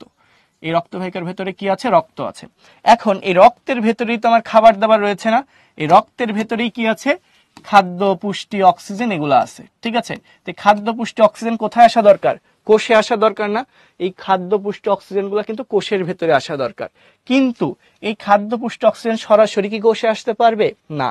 প্রথমে এদেরকে কোথায় আসতে হবে? রক্ত থেকে এই লসিকাতে আসতে হবে। কোথায় আসতে হবে? রক্ত থেকে এই লসিকার ভেতরে আসতে হবে। কেন? কোন প্রক্রিয়া আসবে? ব্যাপন প্রক্রিয়ায়। কেন ব্যাপন প্রক্রিয়ায়? কারণ রক্তের মধ্যে অক্সিজেনের পরিমাণ বেশি, খাদ্য উপাদানগুলোর পরিমাণ বেশি, আর এই লসিকার মধ্যে অক্সিজেন, খাদ্য উপাদানের পরিমাণ কম। তাহলে ব্যাপন প্রক্রিয়া এরা কি করবে? প্রথমে আসবে লসিকাতে। কোথায় আসবে? লসিকাতে আসবে। তাহলে কি বললাম? রক্ত থেকে, রক্ত থেকে খাদ্য, পুষ্টি প্রভৃতি উপাদান কোথায় আসবে? প্রথমে লসিকাতে আসবে। ঠিক আছে, কোন প্রক্রিয়ায় আসবে বলতো? ব্যাপন প্রক্রিয়ায়। কোন প্রক্রিয়ায়? ব্যাপন প্রক্রিয়ায় আসবে। কি কি জিনিস আসবে? অক্সিজেন, পুষ্টি উপাদান এইগুলা। কারণ এরা ছিল রক্তের মধ্যে। এরা কিসের মধ্যে ছিল? রক্তের মধ্যে ছিল। তাহলে রক্তে হচ্ছে খাদ্য, পুষ্টি বা অক্সিজেন, এদের ঘনত্বটা বেশি, লসিকাতে কম। কাজেই এরা বেশি ঘনত্বের এলাকা থেকে কম ঘনত্বের এলাকায় আসবে। কোন প্রক্রিয়ায়? ব্যাপন প্রক্রিয়ায়। ঠিক আছে, এরপর ধরো লসিকা থেকে, এরপর ধরো লসিকার মধ্যে ধরো এই খাদ্য পুষ্টি অক্সিজেন এদের পরিমাণ বেশি, কোষের ভেতরে কি খাদ্য পুষ্টি অক্সিজেন এগুলা কি আছে? কোষের ভেতরে তো নাই। তার মানে লসিকায় খাদ্য পুষ্টি অক্সিজেনের ঘনত্বটা কোষের তুলনায় বেশি। তার মানে এখন অধিক ঘনত্বের এলাকা হিসেবে কাজ করবে কে? লসিকা। অধিক ঘনত্বের এলাকা হিসেবে কাজ করবে কে? লসিকা। আর কম ঘনত্বের এলাকা হিসেবে কাজ করবে কে? কোষ। অর্থাৎ এক্ষেত্রেও কি হবে? লসিকা থেকে খাদ্য পুষ্টি অক্সিজেন এগুলা কোথায় যাবে? কোষে যাবে। কোন প্রক্রিয়ায় যাবে? ব্যাপন প্রক্রিয়ায় যাবে। ঠিক আছে, তো তাহলে কি হইলো দেখো, খাদ্য অক্সিজেন এগুলা সবচেয়ে বেশি ছিল কোথায়? রক্তে। আর কম ছিল কোথায়? লসিকাতে। তখন রক্ত থেকে পুষ্টি অক্সিজেন এগুলা কোথায় গেল? লসিকাতে গেল। অধিক ঘনত্বের এলাকা থেকে কম ঘনত্বের এলাকায় গেল। তাহলে কোন প্রক্রিয়া? ব্যাপন প্রক্রিয়ায় গেল।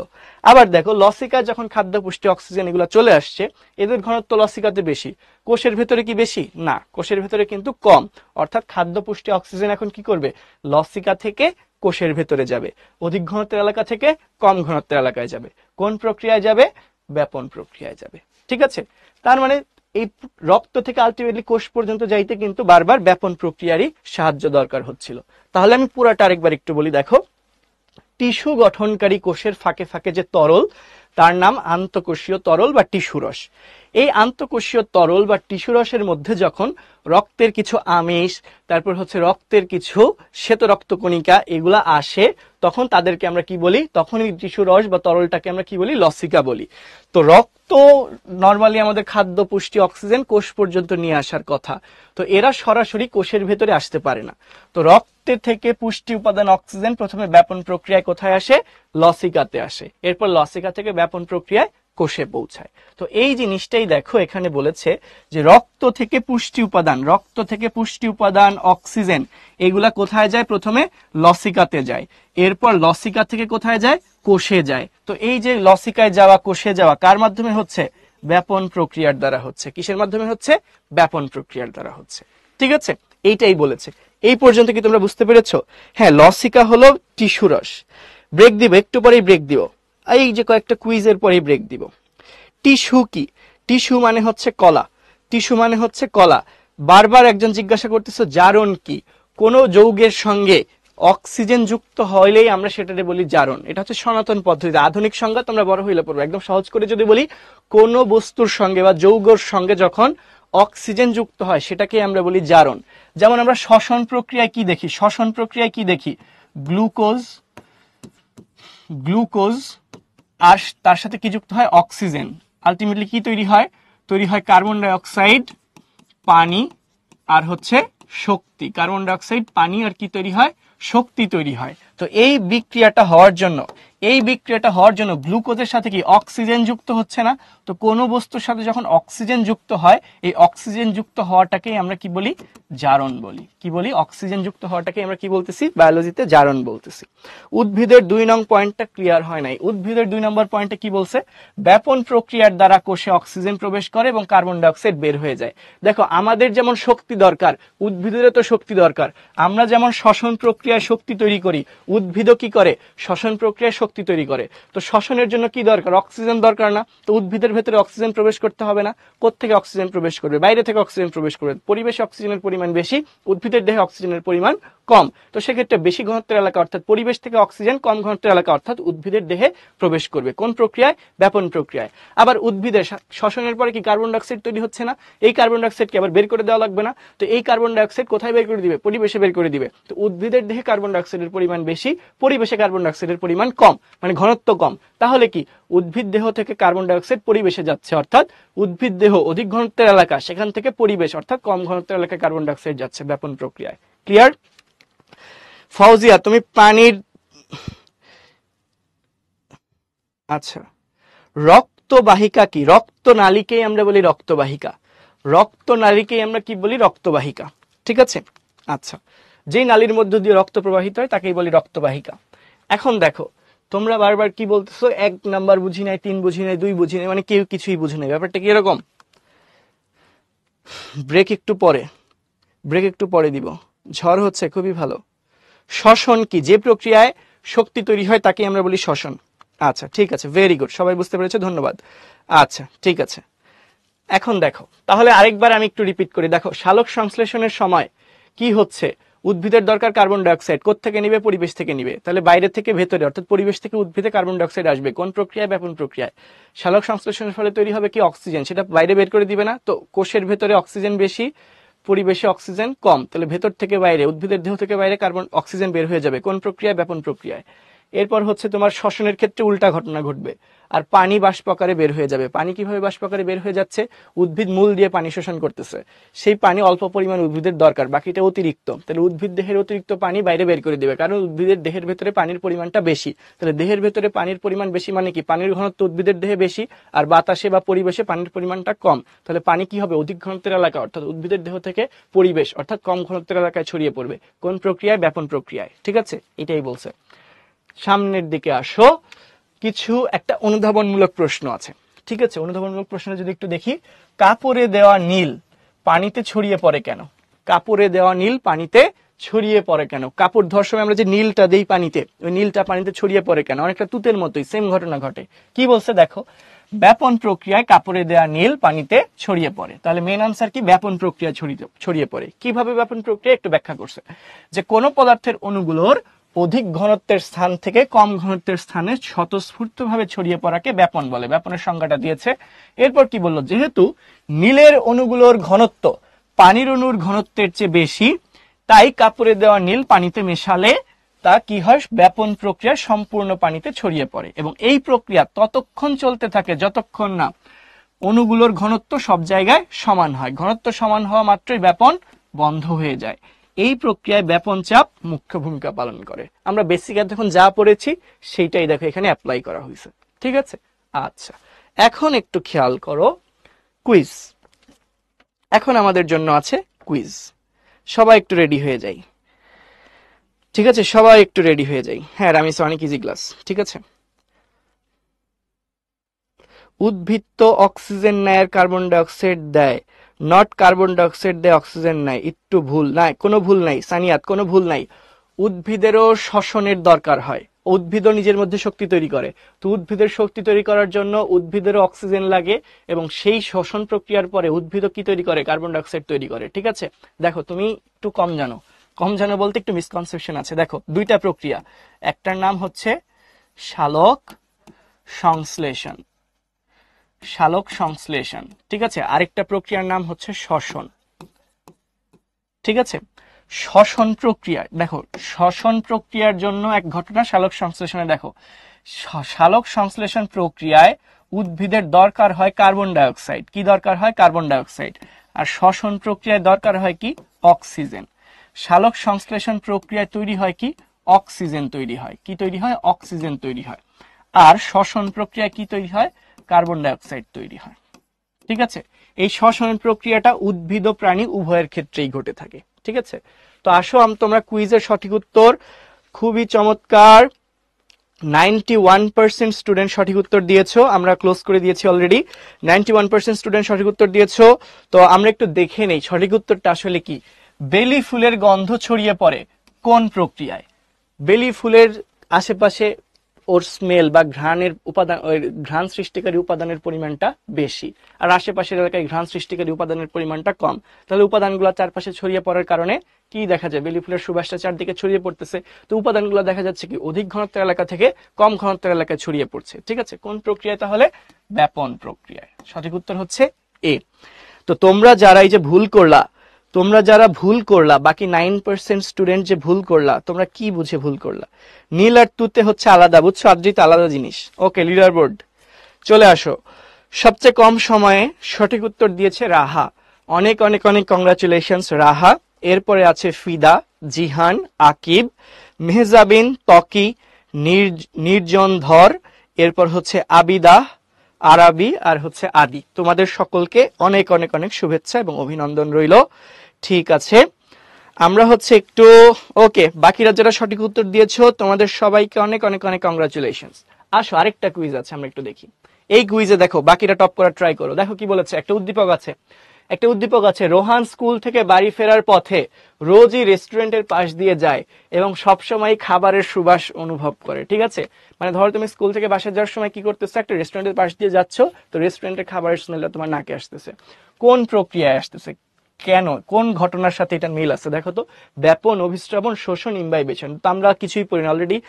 তোমরা কমন সেন্স থাকলে 100% উত্তর দেওয়ার কথা। বাকিরা যারা ভুল করতেছো ওদেরকে ভার্চুয়ালি মাইট দেওয়া উচিত আসলে, বুঝছো? ওদেরকে ভার্চুয়াল মাইট দিব যারা ভুল আনসার দিচ্ছ। এইটা কিভাবে ভুল করো? তোমার নাকে সুবাস আসতেছে, তার মানে কি? আমরা ক্লোজ করে দিই, এটার দরকার নেই, আমরা ক্লোজ করে দিই। ওকে, দেখো আমরা এখানে কি দেখতে পাচ্ছি, রেস্টুরেন্টের ভেতর থেকে সুবাস তোমার নাকে আসতেছে। তার মানে কি, রেস্টুরেন্টের ভেতর কোনো একটা খাবার রান্না হয়েছে বা খাবারের পরিমাণ বা খাবারের ঘ্রাণ সৃষ্টিকারী উপাদান রেস্টুরেন্টের ভেতরে বেশি, তুমি যে রাস্তা দিয়ে যাচ্ছ সেখানে উপাদানের পরিমাণটা কম, তাহলে এই জন্যই সুবাসটা বেশি ঘনত্বের এলাকা থেকে কম ঘনত্বের এলাকায় ছড়িয়ে পড়তেছে, আর এইভাবে সুবাস ভেসে তোমার নাকে আসতেছে। ঠিক আছে, তো এটা তাহলে কোন প্রক্রিয়া হইলো? ব্যাপন প্রক্রিয়া। কোন প্রক্রিয়া? ব্যাপন প্রক্রিয়া। ঠিক আছে, এটা যারা ভুল করছো তাদের জন্য ভার্চুয়ালি মার্ক দিলাম, আর যারা সঠিক উত্তর দিয়েছো তারা একটু দেখে নেই। খুবই কম সময়ে সঠিক উত্তর দিয়েছে হচ্ছে সাদাত, কংগ্রাচুলেশন সাদাত। এরপরে আছে হচ্ছে আরশাদ, রুসাফি, স্বর্ণময়ী, আকিব, মুবিন, রায়ান, নেরা, রিশাদ, মেহজাবিন। তোমাদের সবাইকে অনেক অনেক কংগ্রাচুলেশনস। আরেকটা কুইজ আছে, আরেকটা কুইজ আছে, এইবার ভালো করে আনসার করো। ঠিক আছে, আরেকটা কুইজ, সেম উদ্দীপক, প্রশ্নটা আলাদা। সেম উদ্দীপক, যে রোহান স্কুল থেকে বাড়ি ফেরার পথে ওই রেস্টুরেন্টের সামনে দিয়ে যাওয়ার সময় খুব ভালো স্মেল পাচ্ছে, খাবারের সুবাস পাচ্ছে। তো এইটা কোন বিষয়টির সাথে সামঞ্জস্যপূর্ণ? চারটা অপশন খুব ভালো করে খেয়াল করো ঠান্ডা মাথায়। অণুগুলার ঘনত্ব কি, অণুগুলা কি কম ঘনত্বের এলাকা থেকে বেশি ঘনত্বের এলাকায় যাচ্ছে, নাকি ওইখানে কোনো অর্ধভেদ্য পর্দা থাকতেছে, নাকি অণুগুলা বেশি ঘনত্বের এলাকা থেকে কম ঘনত্বের এলাকায় যাচ্ছে, নাকি দ্রাবক অণুর স্থানান্তর হয়? দেখো এইখন যারা উল্টাপাল্টা আনসার দিচ্ছ ওদেরকে আরো বেশি মাইর, ভার্চুয়াল মাইর। ঠিক আছে, যারা সঠিক উত্তর দিচ্ছ তারা স্মার্ট, আর যারা ভুল উত্তর দিচ্ছ তারা পুরাই আনস্মার্ট। বুঝতে পারছো? ওদেরকে ভার্চুয়াল মাইর দেওয়া উচিত। কিভাবে এটা ভুল করো মাত্র বুঝাইছি। ঠিক আছে, মাত্র বুঝাইছি। দেখো লাস্ট 5 সেকেন্ড, 5, 4, 3, 2, 1, ক্লোজ। দেখো কি বলেছে, রোহান যে রেস্টুরেন্টের সামনে দিয়ে যাচ্ছে তখন তার নাকে খাবারের ঘ্রাণ আসতেছে। তো এটা কোন প্রক্রিয়া? অলরেডি আমরা দেখলাম ব্যাপন প্রক্রিয়ায়। তো ব্যাপন প্রক্রিয়ায় কি হয়? বারবার বলেছিলাম ব্যাপন প্রক্রিয়া কি হয়, অণুগুলা অধিক ঘনত্বের এলাকা থেকে কম ঘনত্বের এলাকায় ছড়িয়ে পড়ে। কি হয়? পদার্থের অণুগুলা অধিক ঘনত্বের এলাকা থেকে কম ঘনত্বের এলাকায় ছড়িয়ে পড়ছে। তাহলে দেখো তো কি আছে, কম ঘনত্ব থেকে বেশি ঘনত্ব না, অর্ধবেদ্য পর্দা বা দ্রাবক নিয়ে আমরা কোনো কথাবার্তা বলি নাই। তাহলে ঘটনাটা কি, অণুগুলা এই যে বেশি ঘনত্বের এলাকা থেকে কম ঘনত্বের এলাকায় ছড়িয়ে পড়বে স্থানে, অণুগুলো বেশি ঘনত্ব থেকে কম ঘনত্বের স্থানে যাবে। সো সঠিক উত্তর হচ্ছে সি। তো এবার খুবই হতাশাজনক ভাবে মাত্র 76% স্টুডেন্ট সঠিক উত্তর দিয়েছো। আমরা লিডার বোর্ডটা একটু দেখব। লিডার বোর্ডের শুরুতে আবারও আছে সাদাত, এরপর আছে আকিব, আরাবি, জিহান, নীরা, মেহজাবিন, আরশাদ, নির্জনধর, আকাশ, আতকিয়া। যারা আগের বার সঠিক উত্তর দিয়েছে এবারও ম্যাক্সিমাম তারাই আছে, নতুন কয়েকজন এসেছো। তোমাদের যারা সঠিক উত্তর দিয়েছো সবাইকে অনেক অনেক অনেক কংগ্রাচুলেশনস। আর হচ্ছে সাদাত, তুমি 2বার টপ করেছো, তোমাকে অনেক বেশি কংগ্রাচুলেশনস। তো যারা ভুল করলা তারা কি বুঝে ভুল করো, অমনোযোগী হওয়া যাবে না বা হুটহাট করা যাবে না। আমরা একটু সামনে দেখি, আরেকটা কুইজ যাও এইবার ভুল শুধরানোর। যারা আগের বার ভুল করছো তারা কিন্তু এবার ভুল করা যাবে না। আরেকটা কুইজ দিলাম তোমাদের জন্য। দেখো কি বলেছে, ব্যাপন কতক্ষণ চলবে? ব্যাপন ততক্ষণ পর্যন্ত চলতে থাকবে যতক্ষণ না ব্যাপন চাপ হ্রাস পায়, ব্যাপন চাপ থাকবে, সংশ্লিষ্ট স্থানে অণুগুলোর ঘনত্ব সমান হয়। কতক্ষণ ধরে ব্যাপন চলবে?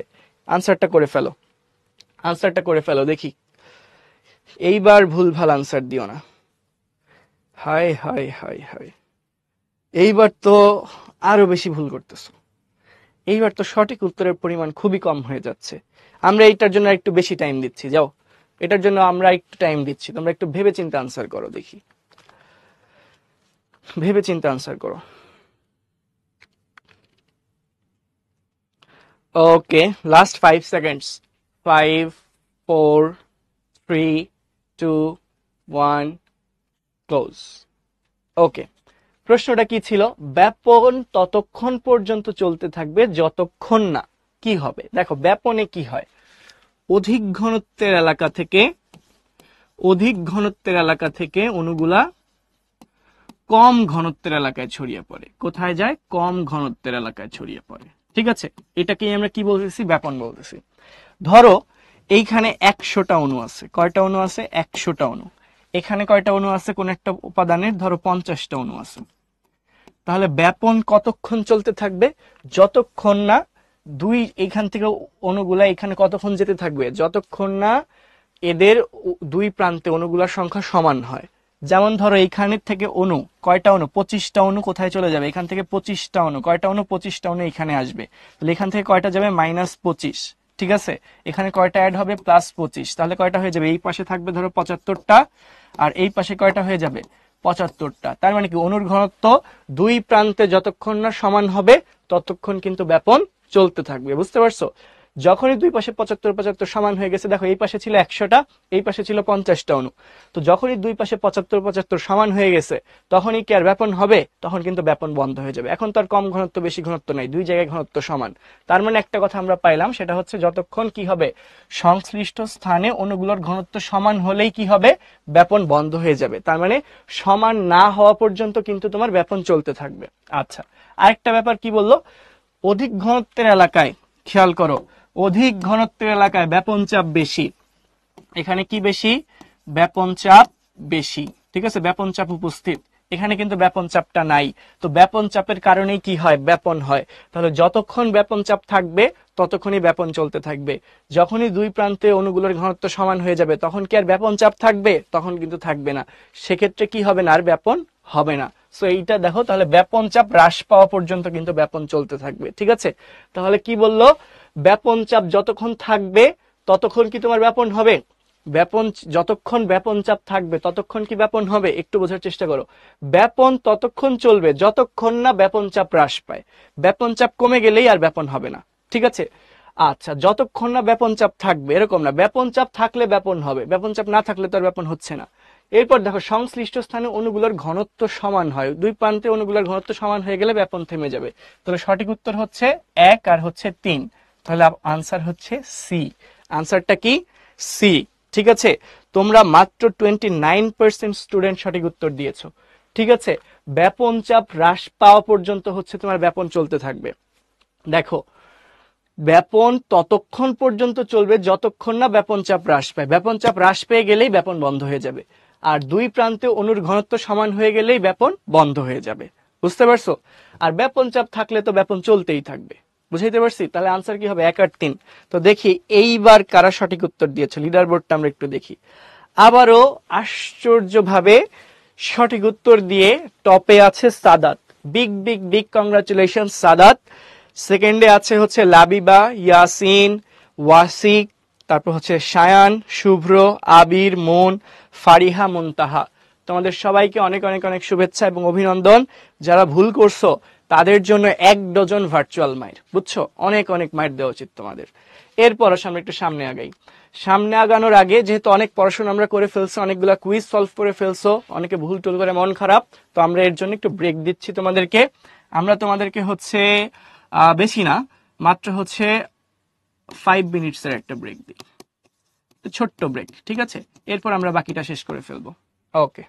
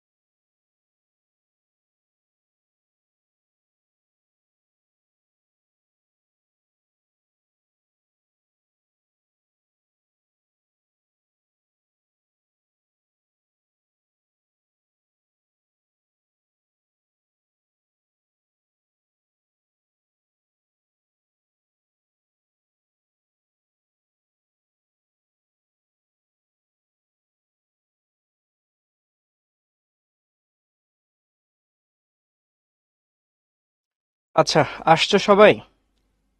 কারা কারা আসছো দেখি।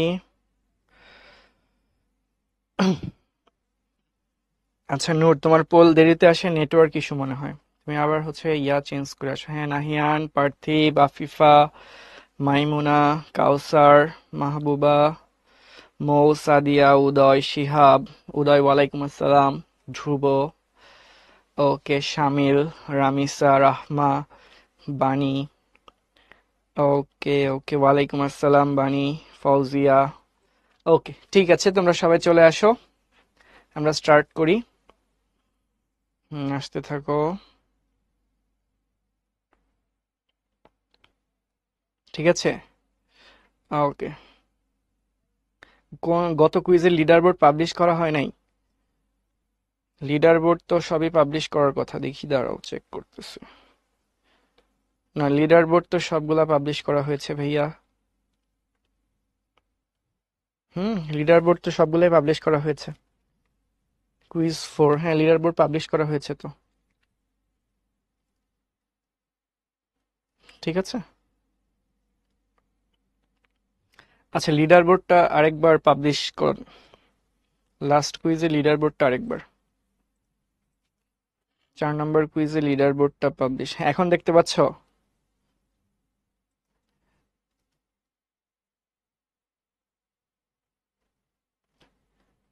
হ্যাঁ ঠিক আছে, দেখে নাও তাহলে। ব্রেকের টাইম অনেক কম দিছি, ব্রেকের টাইম অনেক কম দিছি, ক্লাস তো দ্রুত শেষ হয়ে যাবে, এরপর তুমি অনেক ব্রেক কাটাইতে পারবে, অসুবিধা নেই, ঠিক আছে। আচ্ছা আসো, আসো আমরা হচ্ছে স্টার্ট করি। এতক্ষণ আমরা ব্যাপন পড়েছি, এখন আমরা হচ্ছে অভিশ্রবণ এবং অভিশ্রবণের গুরুত্ব নিয়ে পড়াশোনা করব, ঠিক আছে। অভিশ্রবণ এবং অভিশ্রবণ কি, এটা নিয়ে আমরা একটু জানবো। দেখো, অভিশ্রবণেরও একটা এক্সাম্পল দিয়ে আসলে আমি একটু স্টার্ট করি, যে অভিশ্রবণ বা অসমোসিস কি এটা বোঝার আগে বাস্তব জীবনের সঙ্গে মিল সম্পন্ন অভিশ্রবণের একটু এক্সাম্পল দেখে নিই। কি বলেছে, যে যদি একটি শুকনা কিশমিশকে পানিতে কিছুক্ষণ ভিজিয়ে রাখি, কেমন কিশমিশ? শুকনা কিশমিশকে যদি আমরা পানিতে কিছুক্ষণ ভিজিয়ে রাখি, তাহলে দেখা যায় সেটি ফুলে ওঠে। তো এই কিশমিশ দ্বারা পানি শোষণের কারণে এমনটি ঘটেছে, এবং পানি শোষণটা কোন প্রক্রিয়ায় হয়েছে? অভিস্রবণ প্রক্রিয়ায় হয়েছে। ঠিক আছে, তার মানে অভিস্রবণ কি? অভিস্রবণ কিন্তু তরল পদার্থ শোষণের প্রক্রিয়া। ঠিক আছে, অভিস্রবণ কি? তরল পদার্থ শোষণের প্রক্রিয়া। শুকনা কিশমিশকে তুমি যখন পানির মধ্যে ভিজায় রাখবা, সেই কিশমিশটা কি হবে? ফুলে যাবে। কেন ফুলে যাবে? এই কিশমিশটা কিভাবে ফুলে যাবে বলতো? এই কিশমিশটা ফুলে যাবে হচ্ছে অভিস্রবণ প্রক্রিয়ায়। ঠিক আছে, তো দেখো অভিস্রবণের একটা সংজ্ঞা দিয়েছে, যে অভিস্রবণ বা অসমোসিস কি, যে প্রক্রিয়ায় একই পদার্থের কম ঘনত্ব এবং বেশি ঘনত্বের দুইটা দ্রবণ অর্ধভেদ্য পর্দা দ্বারা পৃথক করা হলে দ্রাবক পদার্থের অণুগুলো কম ঘনত্বের দ্রবণ থেকে অধিক ঘনত্বের দ্রবণের দিকে যায়, তাকে আমরা কি বলছি? অভিস্রবণ বা অসমোসিস। অনেক বড় কথা, অনেক জটিল লাগতেছে শুনতে, তাই না? স্ক্রিন দেখা যাচ্ছে না? স্ক্রিন দেখা যাচ্ছে না? তোমরা একটু সার্ভার চেঞ্জ করে ব্যাপনের বিপরীত না অভিস্রবণ। অভিস্রবণও এক ধরনের ব্যাপন, বুঝতে পারছো না হিয়ান? ব্যাপনের বিপরীত না। সাউন্ড আনক্লিয়ার, রিলোড করে, নেটওয়ার্ক ইস্যু ভাইয়া, তোমরা একটু সার্ভার চেঞ্জ করো, নতুন সার্ভার দিয়ে জয়েন করো, ঠিক আছে। হ্যাঁ, চাল চিরা এগুলাও হয় রামিসা, চাল চিরা এগুলার এক্সাম্পল আমরা দিতে পারি, ঠিক আছে। ওকে ঠিক আছে, হ্যাঁ যারা শুনতে পাচ্ছ, ওকে, যাদের প্রবলেম হচ্ছিল তারা সার্ভার চেঞ্জ করো, আর যারা শুনতে পাচ্ছ তাহলে তো খুবই ভালো। ওকে, এখন একটু খেয়াল করো কি বললো। এই অভিস্রবণের সংজ্ঞাটা বোঝার আগে, এই অভিস্রবণ বা অসমোসিস কাকে বলে এটা বোঝার আগে আমরা কিছু পর্দা সম্পর্কে একটু জেনে নিব, ঠিক আছে। এই অভিস্রবণ বা অসমোসিস কাকে বলে এই জিনিসটা বোঝার আগে আমরা কিছু পর্দা সম্পর্কে আগে জেনে নিই। দেখো কি বললো, ভিন্ন ঘনত্ব বিশিষ্ট দুইটি দ্রবণের মধ্যে অবস্থিত পর্দাকে 3 ভাগে ভাগ করা যায়। তো এইটা জানার আগেও আমরা আরেকটু কিছু কথা বলবো, সেটা হচ্ছে, তোমরা দ্রবণ কথাটার সঙ্গে পরিচিত? দ্রবণ কথাটার সঙ্গে পরিচিত কিনা আমাকে একটু জানাও, ঠিক আছে। দ্রবণ কথাটার সঙ্গে পরিচিত কিনা একটু জানাও। ওকে, রামিসা, সিদ্রাতুল, রাকা ওরা পরিচিত। আচ্ছা ঠিক আছে, তোমরা দ্রবণের সঙ্গে যদি পরিচিত হও, তাহলে আমি যদি একটু উদাহরণ দেই। ধরো একটা পাত্রের মধ্যে আমি পানি নিলাম, কি নিলাম? একটা পাত্রের মধ্যে আমি পানি নিলাম, এই পাত্রটার মধ্যে আমি কি নিয়েছি? পানি নিয়েছি। এরপর এই পাত্রের মধ্যে আমি 1 চামচ চিনি যোগ করলাম, কি করলাম? 1 চামচ চিনি যোগ করে দিলাম। ঠিক আছে, পাত্রের মধ্যে কি যোগ করে দিলাম? চিনি যোগ করে দিলাম। তাহলে চিনি আর পানি মিলে কি একটা শরবত হয়ে গেল না? এই চিনি আর পানির এই শরবতটাকে আমরা কি বলছি? একটা দ্রবণ বলছি। ঠিক আছে, আর এই দ্রবণের মধ্যে দুইটা জিনিস আছে। কি কি আছে? পানি আছে আর চিনি আছে। এখানে পানিটা হচ্ছে দ্রাবক, এখানে পানিটা কি? দ্রাবক। আর চিনিটা হচ্ছে দ্রব। চিনিটা কি? দ্রব। আর এই দ্রব আর দ্রাবক মিলেই কি তৈরি হয়? দ্রবণ তৈরি হয়। দ্রব আর দ্রাবক মিলেই কি তৈরি হয়? দ্রবণ তৈরি হয়। তাহলে দ্রবণটা কি? দ্রবণটা হচ্ছে দুইটা পদার্থের সমসত্ব মিশ্রণ, তাই না? দুইটা পদার্থের সমসত্ব মিশ্রণকে আমরা বলি হচ্ছে দ্রবণ। তো তোমরা এখন অনেকে প্রশ্ন করে বসবে, ভাইয়া সমসত্ব মিশ্রণ কি? মিশ্রণ কি পারি না জানি না? পারো, জানো, হয়তো ভুলে গেছো। তোমরা ক্লাস 6-এ যখন 6-এর বইটা পড়েছিলা তখন কিন্তু ছিল সমসত্ব মিশ্রণ কি। ঠিক আছে, ধরো তুমি 1 চামচ বালির সাথে 1 চামচ চিনি মিশাইলা। এরা কি একদম একটা একটার সাথে খুব ভালো করে মিশে যাবে? এদেরকে সহজে আলাদা করে ফেলা যাবে না। এই ধরনের মিশ্রণকে আমরা বলি অসমসত্ব মিশ্রণ। আর তুমি এই যে পানির মধ্যে যখন চিনি দিলা, তখন চিনি আর পানি কি একবারে মিশে গেছে না? তুমি বাইরে থেকে দেখে কি বুঝতে পারবা যে পানির মধ্যে চিনি মেশানো আছে? এটা কিন্তু তুমি বুঝতে পারবে না। তার মানে কি? ওইটা হচ্ছে একদম ভালোভাবে একটা আরেকটার সাথে মিশে গেছে। এটাকে আমরা বলি সমসত্ব মিশ্রণ। আর সমসত্ব মিশ্রণের আরেক নামই কি? দ্রবণ। ঠিক আছে, তো দ্রবণে যে উপাদানের পরিমাণটা বেশি পরিমাণে থাকে তাকে আমরা বলি দ্রাবক, আর যে উপাদানের পরিমাণটা কম পরিমাণে থাকে তাকে আমরা কি বলি? দ্রব। দেখো, যখন আমরা চিনির শরবত বানাচ্ছি সেখানে পানির পরিমাণটা বেশি, কাজেই পানি হচ্ছে কি? দ্রাবক। আর চিনির পরিমাণটা পানির তুলনায় কম, তাহলে চিনিটা কি? দ্রব। আর এই দ্রব আর দ্রাবক অর্থাৎ পানি আর চিনি মিলেই কি একটা শরবত তৈরি হচ্ছে না? চিনির শরবত। এই শরবতটাকে আমরা কি বলছি বলতো? দ্রবণ বলছি। ঠিক আছে, তাহলে দ্রব, দ্রাবক, দ্রবণ, এই তিনটা কি তোমাদের ক্লিয়ার? দ্রব, দ্রাবক, দ্রবণ, এই তিনটা কি ক্লিয়ার? হ্যাঁ, দ্রবণ এক ধরনের মিক্সচার, কিন্তু স্পেশাল মিক্সচার। ঠিক আছে, আনস্যাচুরেটেড, স্যাচুরেটেড, সম্পৃক্ত, অসম্পৃক্ত, এই আলাপ এখন দরকার নেই। সম্পৃক্ত অসম্পৃক্তের কথা আমরা এখন বলতেছি না। ঠিক আছে, ওটা অন্য জিনিস। দ্রবণের বিষয়টা ক্লিয়ার কিনা? আচ্ছা, যদি ক্লিয়ার হয় তাহলে আসো কি বোঝাতে চাচ্ছে। এখানে বলছে ভিন্ন ঘনত্ব বিশিষ্ট দুটি দ্রবণ। দুইটা ভিন্ন ঘনত্বের দ্রবণ চিন্তা করি কিভাবে। ধরে নাও এটা একটা পাত্র, এর পাশে ধরো আরেকটা পাত্র আছে। ঠিক আছে, এই পাত্রে ধরো পানি আছে, এই পাত্রেও সেম পরিমাণ পানি আছে। দুইটা পাত্রে একই পরিমাণ পানি আছে। বাট এই পাত্রে ধরে নাও চিনি দিয়েছি হচ্ছে 10 চামচ। এই পাত্রে চিনি দিয়েছি 10 চামচ, আর এই পাত্রে চিনি দিয়েছি 1 চামচ। তাহলে কোন পাত্রের দ্রবণটা মিষ্টি হবে?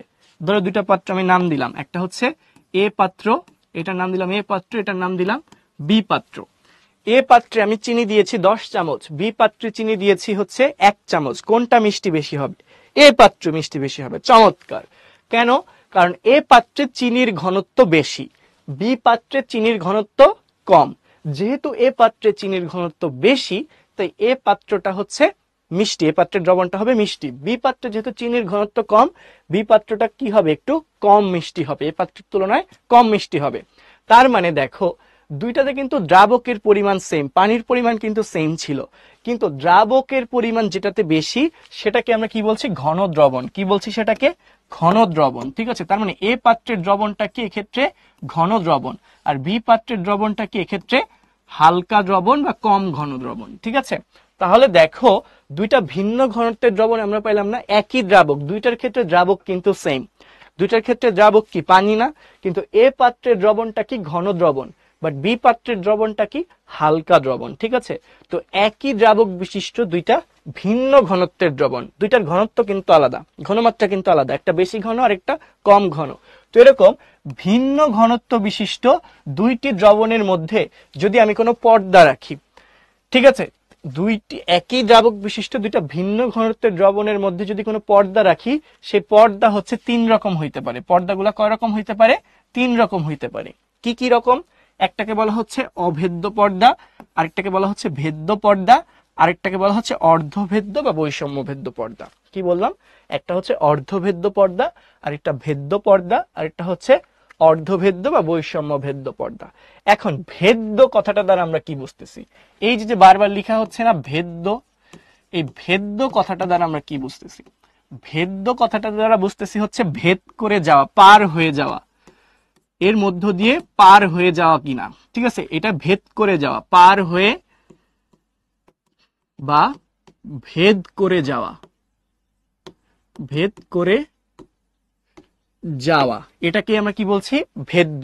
ঠিক আছে, যেই পর্দাকে তুমি পার হয়ে যেতে পারবা বা যেই পর্দার ভেতর দিয়ে তুমি চলে যাইতে পারবা, ঠিক আছে, সেটাকে আমরা কি বলছি, ভেদ্য পর্দা। দেখো বললো অভেদ্য পর্দা, মানে কি, ওকে ভেদ করা যাবে না। অভেদ্য কি করা যাবে না, ভেদ করা যাবে না। দেখো কি বলছে, অভেদ্য পর্দার ক্ষেত্রে কি হবে, দ্রাবক এবং দ্রব উভয় প্রকার পদার্থের অণুগুলো চলাচল করতে পারে না।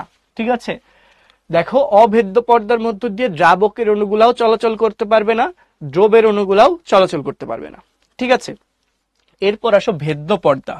ভেদ্য পর্দা মানে কি, সবাই ওকে ভেদ করে যেতে পারবে, মানে ওর মধ্য দিয়ে চলাচল করতে পারবে, অর্থাৎ দ্রাবক এবং দ্রব উভয়ের অণুই চলাচল করতে পারবে। ঠিক আছে, এরা হচ্ছে ভেদ্য পর্দা। আরেকটা হচ্ছে অর্ধভেদ্য বা বৈষম্য ভেদ্য পর্দা। ঠিক আছে, এক্ষেত্রে কি হবে, এক্ষেত্রে হচ্ছে শুধুমাত্র দ্রাবকের অণুগুলা চলাচল করতে পারে, দ্রাবকের অণু চলাচল করতে পারে, কিন্তু দ্রবের অণু চলাচল করতে পারে না। দ্রবের অণু কি করতে পারবে না, চলাচল করতে পারবে না। তার মানে এক্ষেত্রে কি বৈষম্য হইলো না, দ্রব আর দ্রাবকের মধ্যে কিন্তু বৈষম্য করা হইলো। দ্রবকে চলাচল করতে দেওয়া হচ্ছে না, কিন্তু দ্রাবকের অণুগুলা চলাচল করতে পারতেছে। ঠিক আছে, এই জন্য এই পর্দাকে বলা হয় বৈষম্য ভেদ্য পর্দা। দ্রবণের অর্ধেকটা, মানে দ্রব এবং দ্রাবকের মধ্যে শুধুমাত্র অর্ধেক দ্রাবক চলাচল করতে পারতেছে বা ভেদ করতে পারতেছে, তাই বলা হচ্ছে কি অর্ধভেদ্য পর্দা। এই তিনটার কনসেপ্ট আগে ক্লিয়ার হয়েছে কিনা? ঠিক আছে, এই তিন পর্দাগুলা কোথায় থাকে পরে আসতেছি, এই তিনটার কনসেপ্ট ক্লিয়ার হয়েছে কিনা? আর এই যে এর মধ্যে কে যেন চিনির শিরা চুলাই দিয়ে অনেক রান্না বান্না করে ফেলতেছো, আগে বিষয়গুলা বুঝো, পরে চিনির শিরা আমরা চুলাই দিব, ঠিক আছে, একসাথে রান্না করব। ঠিক আছে, আচ্ছা এখন একটু দেখো, ওই প্রশ্নটা একটু পরে করো, আগে যেটা বোঝাচ্ছি সেটা বুঝো। ঠিক আছে, ওকে ওকে, হ্যাঁ, তো এক্সাম্পলে আমরা পরে যাই। তাহলে বিষয়টা দেখো, অভেদ্য পর্দা, এর মধ্য দিয়ে দ্রাবকও চলাচল করতে পারবে না, দ্রবের অণুগুলাও চলাচল করতে পারবে না, মানে দ্রব দ্রাবক কেউই চলাচল করতে পারবে না। ভেদ্য পর্দা, দ্রবের অণুগুলাও চলাচল করতে পারবে, দ্রাবকের অণুগুলাও চলাচল করতে পারবে। অর্ধভেদ্য পর্দা, এর মধ্য দিয়ে দ্রবের অণুগুলা চলাচল করতে পারবে না, কিন্তু দ্রাবকের অণুগুলা চলাচল করতে পারবে। ক্লিয়ার? এখন আসো উদাহরণ। অভেদ্য পর্দার উদাহরণ কি? দেখো, অভেদ্য পর্দার উদাহরণ হচ্ছে পলিথিন, পলিথিন। এরপর হচ্ছে কিউটিন যুক্ত কোষ প্রাচীর। এই কথাটা খেয়াল করো, নরমাল কোষ প্রাচীরের কথা বলে নাই, কি বলছে, কিউটিন যুক্ত কোষ প্রাচীর। কিউটিন কি? কিউটিন হচ্ছে মোম জাতীয় পদার্থ। কিরকম পদার্থ? মোম জাতীয় পদার্থ। ঠিক আছে, আর একটু বোঝার জন্য যদি স্পেসিফাই করি, আমরা পাতা দেখেছি না, পাতার একটা পৃষ্ঠ থাকে না স্মুথ, আর আরেকটা পৃষ্ঠ একটু খসখসে থাকে না। তো পাতার যেটা মসৃণ বা স্মুথ পৃষ্ঠ, ওই পৃষ্ঠটা মসৃণ কেন? কারণ ওখানে কি থাকে, কিউটিন নির্মিত কিউটিকল থাকে। ঠিক আছে, তো এই হচ্ছে মোমের মতো পিচ্ছিল না পাতার উপরের দিকটা, কিসের কারণে? এই কিউটিনের কারণে। তো কিউটিনের মধ্য দিয়ে কোনো কিছু ভেদ করে যেতে পারে না, সেটা দ্রব দ্রাবক কেউই ভেদ করে যেতে পারবে না। তো এরকম পলিথিনের মধ্য দিয়ে দ্রব দ্রাবক কেউই ভেদ করে যেতে পারবে না। তো এর জন্যই বলা হচ্ছে কি অভেদ্য পর্দার উদাহরণ কি পলিথিন, কিউটিন যুক্ত কোষ প্রাচীর। এরপর আসো ভেদ্য পর্দা, যার মধ্য দিয়ে কি দ্রবও ভেদ করে যেতে পারবে, মানে চলাচল করতে পারবে, দ্রাবকও চলাচল করতে পারবে। উদাহরণ হচ্ছে কোষ প্রাচীর। এক্ষেত্রে কিন্তু কিউটিনের কথা বলে নাই, স্বাভাবিক কোষ প্রাচীর। ঠিক আছে, এই এক্সাম্পল গুলা থেকে কিন্তু এমসিকিউ আসে, খুব ভালো করে খেয়াল করতে হবে, এগুলা থেকে কিন্তু পরীক্ষায় প্রশ্ন আসবে।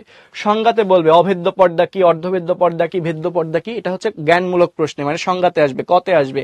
আর উদাহরণে কিন্তু, মানে এই উদাহরণ থেকে কিন্তু এমসিকিউ আসবে, সেগুলো ভালো করে মনে রাখতে হবে।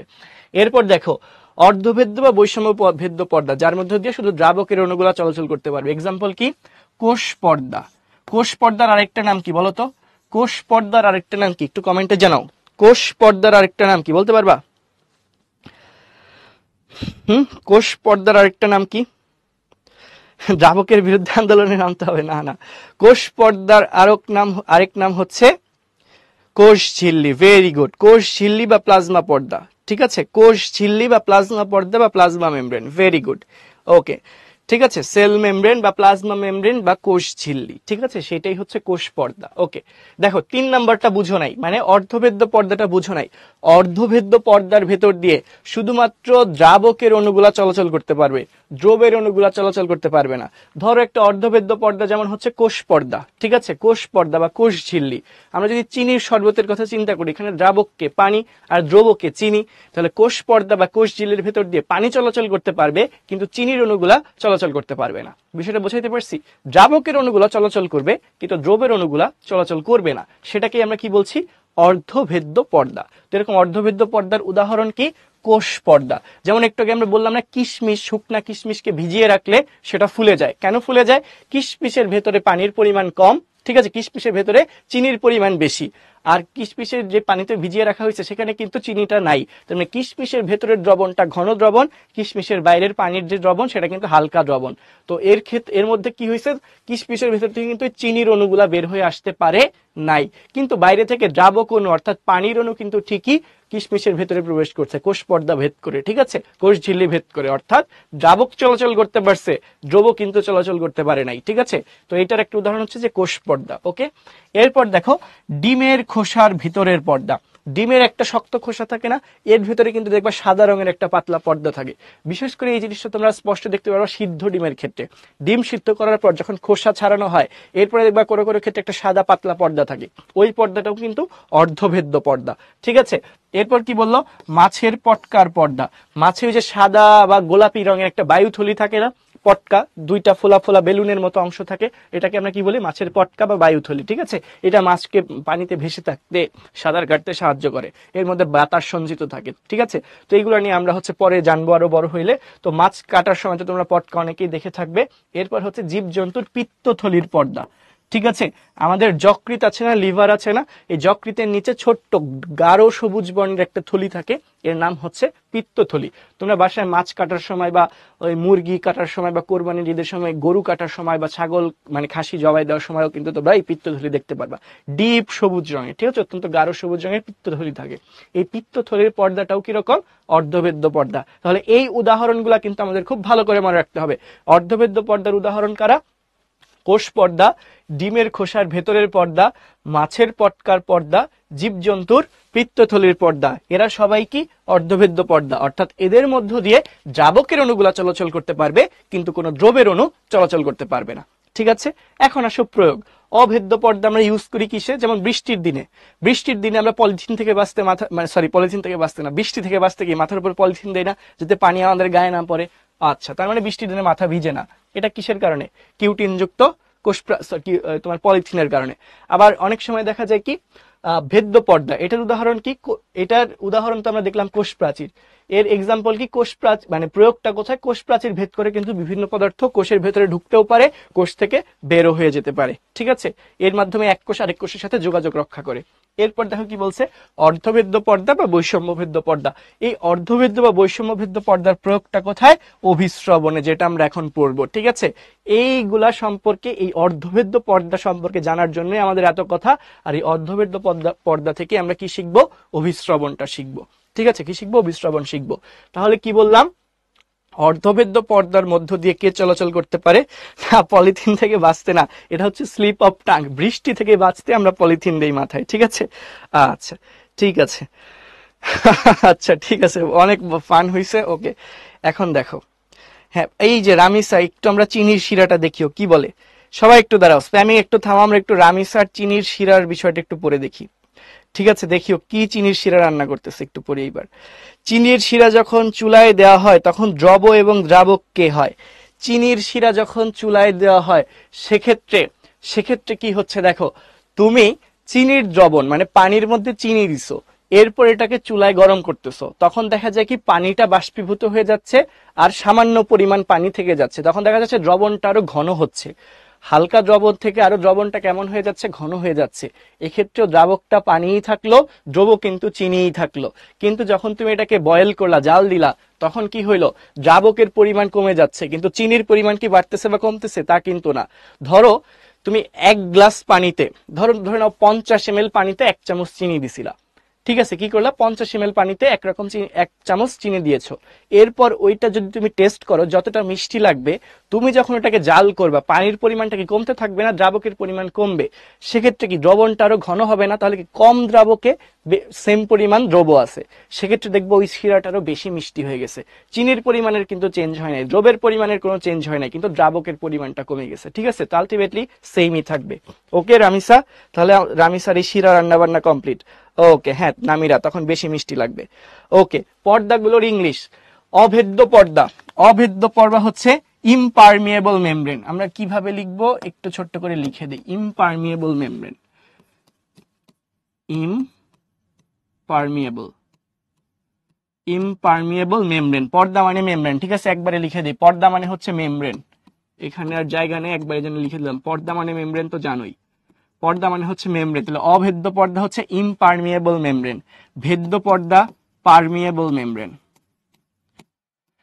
পারমিয়েবল মেমব্রেন, অর্ধভেদ্য পর্দা সেমি পারমিয়েবল, সেমি পারমিয়েবল, ঠিক আছে, আর বৈষম্যভেদ্য পর্দা সিলেক্টিভলি পারমিয়েবল, সিলেক্টিভলি পারমিয়েবল, ঠিক আছে। ওকে, যারা ইংলিশ চাচ্ছিল তাদের জন্য এইটুকু। ওকে, আচ্ছা হ্যাঁ, উপাদান সেম থাকবে। ওকে, ঠিক আছে। আচ্ছা, কে একজন শহীদ হয়ে যাচ্ছে, মি ইমবাইবিশন কি, মি ইমবাইবিশন কি, কে কে ওর নিকনেম দিয়ে দেওয়া উচিত ইমবাইবিশন। এই যে দিগন্ত মন্ডল, তোমার নাম আজকের থেকে হচ্ছে তোমার ইমবাইবিশন। ইয়াফেজ, বায়োলজিতে বস হয়ে গেছো, তাহলে তো খুবই ভালো, বায়োলজি পাবা হচ্ছে 9-10-এ, তুমি ক্লাস 8-এর থেকেই টেস্ট ফিল করতেছো বায়োলজির টেস্ট, তাহলে তো খুবই ভালো, ঠিক আছে। আরে না রামিস, আমি মজা করতেছি, কষ্ট পাবো কেন তোমার কথায়, ঠিক আছে। ওকে, আমরা তো এই টপিকটা শেষ করার পরে বোঝাইলে তোমার জন্য ইজি হয়, কারণ আমরা একটা জিনিস যখন বোঝাচ্ছি তখন যদি আমরা ওই শিরা রান্না বান্না করতাম তখন কিন্তু আসলে অন্যদের একটু হ্যাম্পার হইতো, এই জন্য বললাম। ওকে, হ্যাঁ ঠিক আছে, ছুটি একটু পরে। তাহলে দেখো আমরা এখন একটু ফিরে যাই, অভিশ্রবণ, ঠিক আছে। অভিশ্রবণের ইংলিশটা তোমরা একটু পরে জিজ্ঞাসা করবা, আগেই বলে দিই, এর ইংলিশটা হচ্ছে অসমোসিস, ঠিক আছে। অভিশ্রবণের ইংলিশ হচ্ছে অসমোসিস। তো দেখো অভিশ্রবণের বিষয়টা একটু বোঝাই বলি, ঠিক আছে। ধরে নাও একটা পাত্র, এটা হচ্ছে একটা পাত্র, বড় পাত্র, এই পাত্রের মধ্যে একটা অর্ধভেদ্য পর্দা আছে, কি আছে, অর্ধভেদ্য পর্দা। এই পর্দাটা কেমন পর্দা, অর্ধভেদ্য পর্দা, ঠিক আছে। আমি এখানে লিখলাম পর্দাটা কেমন পর্দা, অর্ধভেদ্য পর্দা, ঠিক আছে। এই অর্ধভেদ্য পর্দার মধ্য দিয়ে কে যাইতে পারে, দ্রাবক চলাচল করতে পারে, দ্রবের অণুগুলা চলাচল করতে পারে না। এখন ধরো এই পাত্রের অর্ধভেদ্য পর্দার এই পাত্রটাকে দুইটা পোর্শনে বা দুইটা পার্টে ভাগ করা হয়েছে না, একটা ধরে নিলাম আমি এ অংশ, আরেকটাকে ধরে নিলাম বি অংশ। ধরে নাও এ অংশে পানির পরিমাণ হচ্ছে সেম, এ অংশে একই পরিমাণ পানি আছে, ঠিক আছে। বি অংশেও সেম পরিমাণ পানি আছে, ঠিক আছে। আচ্ছা, এখন চিন্তা করো এ অংশে ধরো আমি এখানে চিনি ধরো দিলাম, এইখানে ধরো চিনি দিলাম হচ্ছে 10 চামচ, এখানে 10 চামচ চিনি দিছি, তাহলে এখানে চিনির অণুগুলার ঘনত্ব অনেক বেশি না, চিনির অণুগুলার ঘনত্ব অনেক বেশি না, ঠিক আছে। এখানে 10 চামচ চিনি দিছি, তার মানে কি এই দ্রবণে চিনির অণুগুলার ঘনত্ব অনেক বেশি। আর এই বি দ্রবণে আমি চিনি দিলাম ধরো হচ্ছে 2 চামচ, তাহলে এখানে চিনির অণুগুলার ঘনত্ব কি কম না তুলনামূলক, তাহলে কোনটা বেশি মিষ্টি হবে, এ দ্রবণ না বি দ্রবণ, জানাও কোনটা বেশি মিষ্টি হবে, এ দ্রবণ না বি দ্রবণ, এ দ্রবণ। আচ্ছা, সবাই বুঝতে পারছো, এ দ্রবণটা বেশি মিষ্টি হবে, কারণ এখানে দ্রাবকের পরিমাণ সেম কিন্তু দ্রব হচ্ছে এ দ্রবণে বেশি, তার মানে এটা ঘন দ্রবণ। এটা কেমন দ্রবণ, এটা হচ্ছে ঘন দ্রবণ, এটা হচ্ছে ঘন দ্রবণ, ঠিক আছে। এ হচ্ছে ঘন দ্রবণ, বি হচ্ছে হালকা দ্রবণ, মানে কম ঘনত্বের দ্রবণ। এখন দেখো এইটার ক্ষেত্রে ঘটনাটা কি ঘটলো, দুইটার ক্ষেত্রে দ্রাবক কি সেম না, এ দ্রবণ বি দ্রবণ দুইটার ক্ষেত্রে কি দ্রাবক সেম না, তাহলে একই দ্রাবক। প্রথম ক্ষেত্রে আমরা এদের সম্পর্কে কি বলতে পারি, দ্রাবক কিন্তু একই, তাহলে একই দ্রাবক। এই এ দ্রবণ আর বি দ্রবণ এদের কি ঘনমাত্রা আলাদা না, এদের ঘনমাত্রা আলাদা না, একটা ঘন দ্রবণ একটা হালকা দ্রবণ, তার মানে কি দুইটা দ্রবণের ঘনমাত্রা আলাদা, তার মানে দ্রাবক সেম। প্রথম কথা এরা কি দুইটার ক্ষেত্রে দ্রাবক সেম। পরের কথা কি, ঘনমাত্রা কিন্তু আলাদা, এদের ঘনমাত্রা ভিন্ন, মানে আলাদা, পৃথক, ঠিক আছে। একই দ্রাবক দুইটা ভিন্ন ঘনমাত্রার দ্রবণ, একটা কি পর্দা দ্বারা আলাদা করা আছে, অর্ধভেদ্য পর্দা দ্বারা আলাদা করা আছে। কি দ্বারা আলাদা করা, অর্ধভেদ্য পর্দা দ্বারা পৃথক করা আছে, ঠিক আছে। অর্ধভেদ্য পর্দা দ্বারা পৃথক করা আছে, ঠিক আছে। তো তাহলে দেখা যাবে কি জানো, এর মধ্যে দিয়ে তো আর দ্রাবকের অণুগুলা চলাচল করতে পারবে না, সরি দ্রবের অণুগুলা তো চলাচল করতে পারবে না, দ্রাবকের অণু তো অর্ধবেদ্য পর্দা ভেদ করে ইজিলি যেতে পারবে। তো তাহলে দেখা যাবে এইটা হচ্ছে ঘন দ্রবণ, এটা হচ্ছে হালকা দ্রবণ। তো দ্রাবকের অণুগুলা কি করবে, এই হালকা দ্রবণ থেকে ঘন দ্রবণে চলে আসবে। কি বললাম, দ্রাবকের অণুগুলা কম ঘনত্বের দ্রবণ থেকে বেশি ঘনত্বের দ্রবণে আসবে। দ্রাবকের অণুগুলা কি করবে, বি দ্রবণ থেকে, কোথা থেকে, দ্রাবকের অণুগুলা এই বি দ্রবণ থেকে কোথায় চলে আসবে, এ দ্রবণে চলে আসবে। দ্রাবকের অণুগুলা কি করবে, এ দ্রবণে চলে আসবে, যাতে কি হয়, দুই দ্রবণের ঘনত্ব সমান হয়। একটা কি বেশি ঘন দ্রবণ আর একটা কম ঘন দ্রবণ। তাহলে দ্রাবকের অণু কি করবে, কম ঘন দ্রবণ থেকে, কম ঘন দ্রবণ থেকে কোথায় যাবে, বেশি ঘন দ্রবণে যাবে। কোথায় যাবে, বেশি ঘন দ্রবণে যাবে।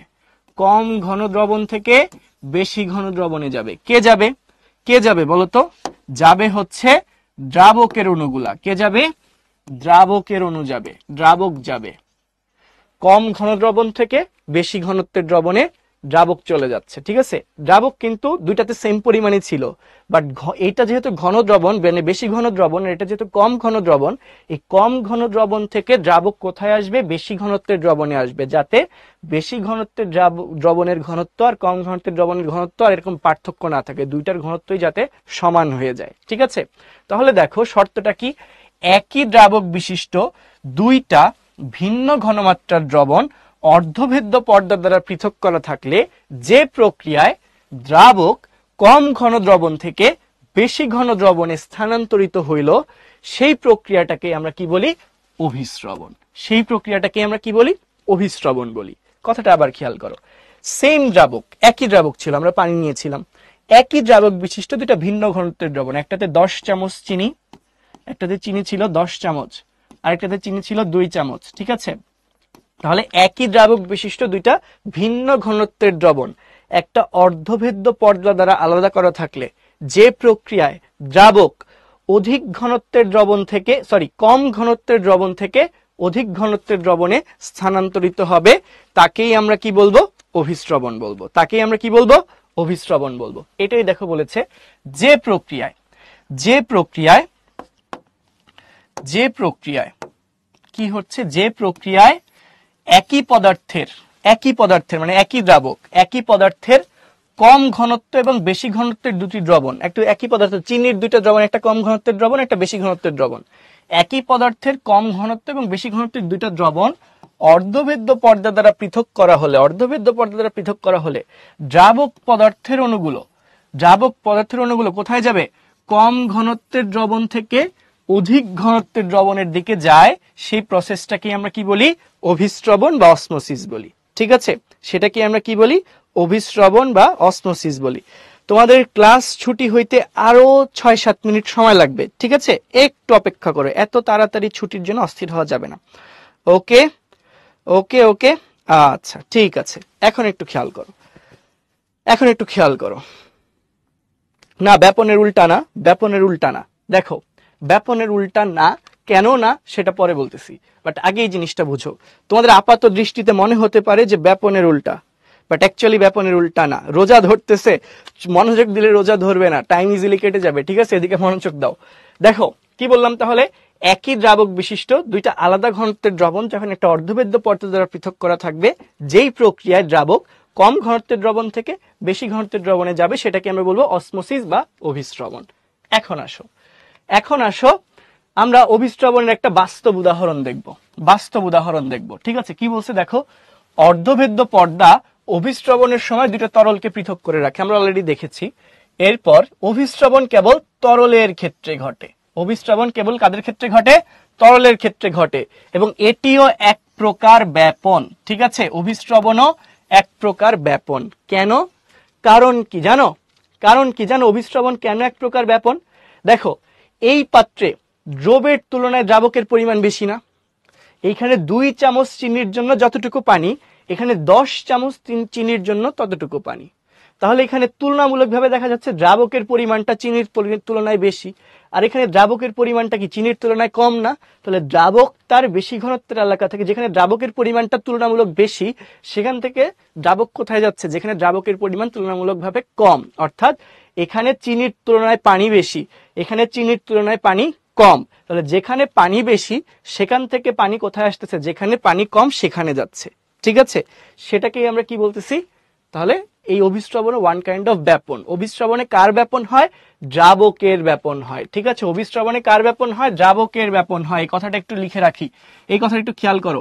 অভিস্রবণে কি হয়, দ্রাবকের ব্যাপন হয়। কার ব্যাপন হয়, দ্রাবকের ব্যাপন হয়, ঠিক আছে। অভিস্রবণে কার ব্যাপন হয়, দ্রাবকের ব্যাপন হয়, ঠিক আছে। এই কথাটা একটু মনে রাখতে হবে। অভিস্রবণ যে এক প্রকার ব্যাপন, এখানে কার ব্যাপন হইল, দ্রাবকের ব্যাপন হইল। এখন আসেন অভিস্রবণের একটা বাস্তব উদাহরণ আমরা দেখব। কি উদাহরণ, এই যে কিসমিসকে যখন আমরা পানিতে ভিজিয়ে রাখলাম তখন দেখা গেল কি উচ্চ ঘনত্বের দ্রবণ কোনটা, কিসমিসের ভেতরের দ্রবণ। কিসমিসের ভেতরের দ্রবণটা কি, উচ্চ ঘনত্বের দ্রবণ। আর কিসমিস যে পানিতে ভিজিয়ে রাখা হয়েছে সেই পানির দ্রবণটা কেমন, কিসমিসের বাইরের দ্রবণটা হচ্ছে কম ঘনত্বের দ্রবণ। তাহলে দ্রাবক কোথায় যাবে, নিম্ন ঘনত্বের দ্রবণ থেকে উচ্চ ঘনত্বের দ্রবণে যাবে, অর্থাৎ পানিটা কি যাবে, কিসমিসের বাইরে থেকে কিসমিসের ভেতরে যাবে, সেটাই দিচ্ছে। এখানে অর্ধভেদ্য পর্দা কোনটা, কিসমিসের খোসা। ফলাফল কি, পানি বাইরে থেকে ভেতরে যাবে, ঠিক আছে, কারণ বাইরে পানির পরিমাণ বেশি, কিসমিসের ভেতরে পানির পরিমাণ তুলনামূলকভাবে কম। তাহলে পানির ব্যাপন ঘটলো, কি ঘটলো, পানির ব্যাপন ঘটলো। দেখো গ্লাসের মধ্যে পানির পরিমাণ বেশি, কিসমিসের ভেতরে পানির পরিমাণ কম না, তাহলে পানি বাইরে থেকে ভেতরে ঢুকলো। কিন্তু যদি দ্রবণের ঘনমাত্রার কথা চিন্তা করি, কিসমিসের ভেতরের দ্রবণটা কি ঘন দ্রবণ, আর কিসমিসের বাইরের দ্রবণ কি হালকা দ্রবণ, তাহলে পানি কি করলো, হালকা দ্রবণ থেকে ঘন দ্রবণে গেল। কিন্তু যদি দ্রাবক চিন্তা করি তাহলে পানির পরিমাণ কোথায় বেশি, পানির পরিমাণ কিসমিসের বাইরে বেশি, গেছে কোথায়, কিসমিসের ভেতরে। এবার ক্লিয়ার হয়েছে, ওকে ঠিক আছে। হ্যাঁ, চিনি শর্করা, ওকে। দ্রবের কিছু হবে না, অর্ধবেদ্য পর্দা থাকলে তো দ্রবের কিছু হবে না। হ্যাঁ, কুইজ আরো আছে আপনাদের জন্য, খুব দ্রুতই আরেকটা কুইজ, একটা স্লাইডের পরেই কুইজ, ঠিক আছে। আরেকটা স্লাইড দেখো, অভিস্রবণের গুরুত্ব। অভিস্রবণের কিছু গুরুত্ব, উদ্ভিদের ক্ষেত্রে কিছু গুরুত্ব আছে, প্রাণীর ক্ষেত্রে কিছু গুরুত্ব আছে, ঠিক আছে। এত অধৈর্য হওয়া যাবে না, একটু খেয়াল করো।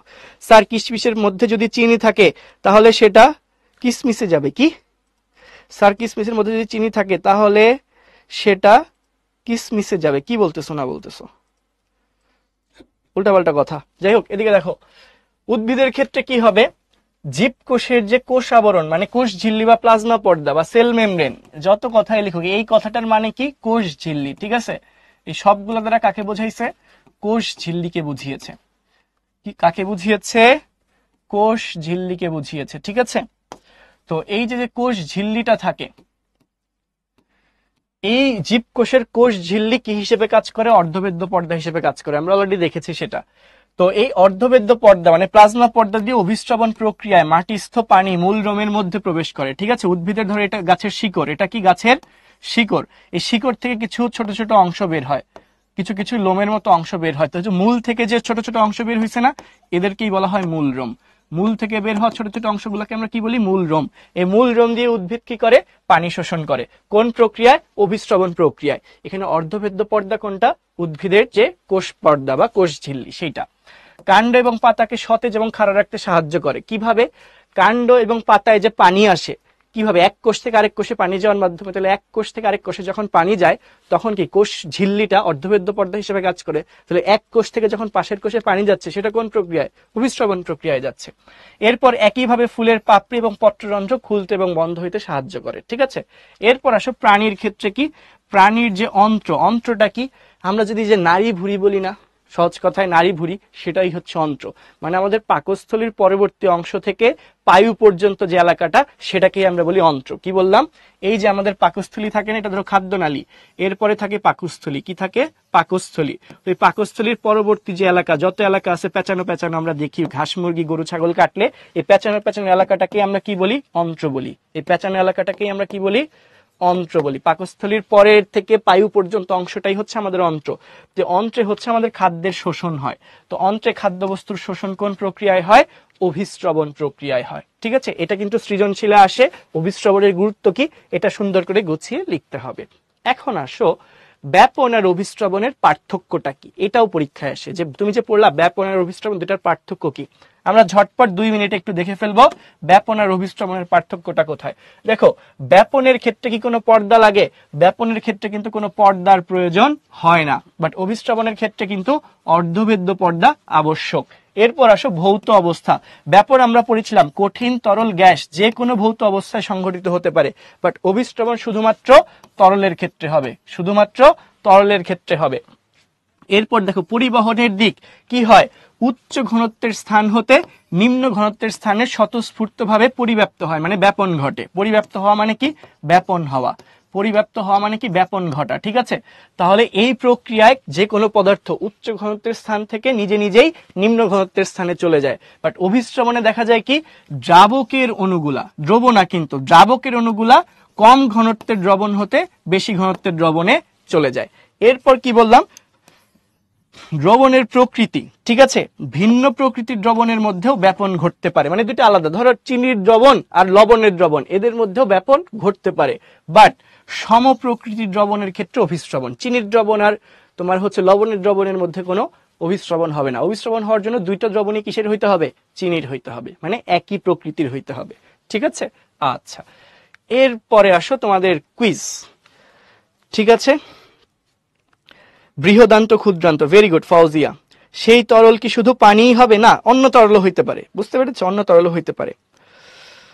আচ্ছা, পানিতে যদি চিনি থাকে তাহলে সেই চিনি কি কিসমিসে যাবে, না যাবে না, সেই চিনি কিসমিসে যাবে না। অর্ধভেদ্য পর্দা ভেদ করে তো তোমার দ্রব যেতে পারবে না। ঠিক আছে, আচ্ছা জাইলেম টিস্যু হচ্ছে পরিবহন টিস্যু, যেই টিস্যুর মাধ্যমে উদ্ভিদ মূল দ্বারা যে পানিটা শোষণ করছে সেই পানিটা পাতা পর্যন্ত পৌঁছায়, সেই টিস্যুকে আমরা বলি জাইলেম টিস্যু। ঠিক আছে সাবিত, ওকে। তোমরা এই কুইজটা হচ্ছে আনসার করে ফেলো যে কোন পর্দা দিয়ে দ্রব এবং দ্রাবক উভয়ই চলাচল করতে পারবে, সবাই ভেদ করে যেতে পারবে। কোন পর্দা, পলিথিন, কোষ প্রাচীর, কোষ পর্দা, নাকি মাছের পটকার পর্দা?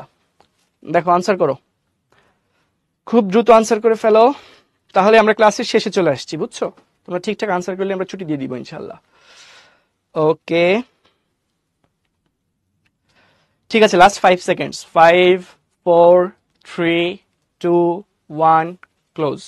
ওকে, দেখো কি বললো, কোন পর্দার মধ্য দিয়ে দ্রব ও দ্রাবক উভয়ই চলাচল করতে পারবে, অর্থাৎ দ্রবের অণুগুলাও যাবে, দ্রাবকের অণুগুলাও যাবে। ঠিক আছে, তার মানে কি এটা ভেদ্য পর্দা, দ্রব ও দ্রাবক উভয় চলাচল করতে পারে কার মধ্য দিয়ে, ভেদ্য পর্দার মধ্য দিয়ে। ঠিক আছে, তাহলে ভেদ্য পর্দা কোনটা, ভেদ্য পর্দার উদাহরণ কি দেখো তো, ভেদ্য পর্দার উদাহরণ কি ছিল, ভেদ্য পর্দার উদাহরণ ছিল কিন্তু কোষ প্রাচীর। পলিথিন অভেদ্য পর্দা, কোষ পর্দা অর্ধভেদ্য পর্দা, মাছের পটকার পর্দা অর্ধভেদ্য পর্দা, আর কোষ প্রাচীরটা কি, ভেদ্য পর্দা। তাহলে দ্রব দ্রাবক উভয় চলাচল করবে ভেদ্য পর্দা দিয়ে, কি দিয়ে, ভেদ্য পর্দা দিয়ে। ঠিক আছে, তো আমরা একটু লিডার বোর্ড দেখে নেই।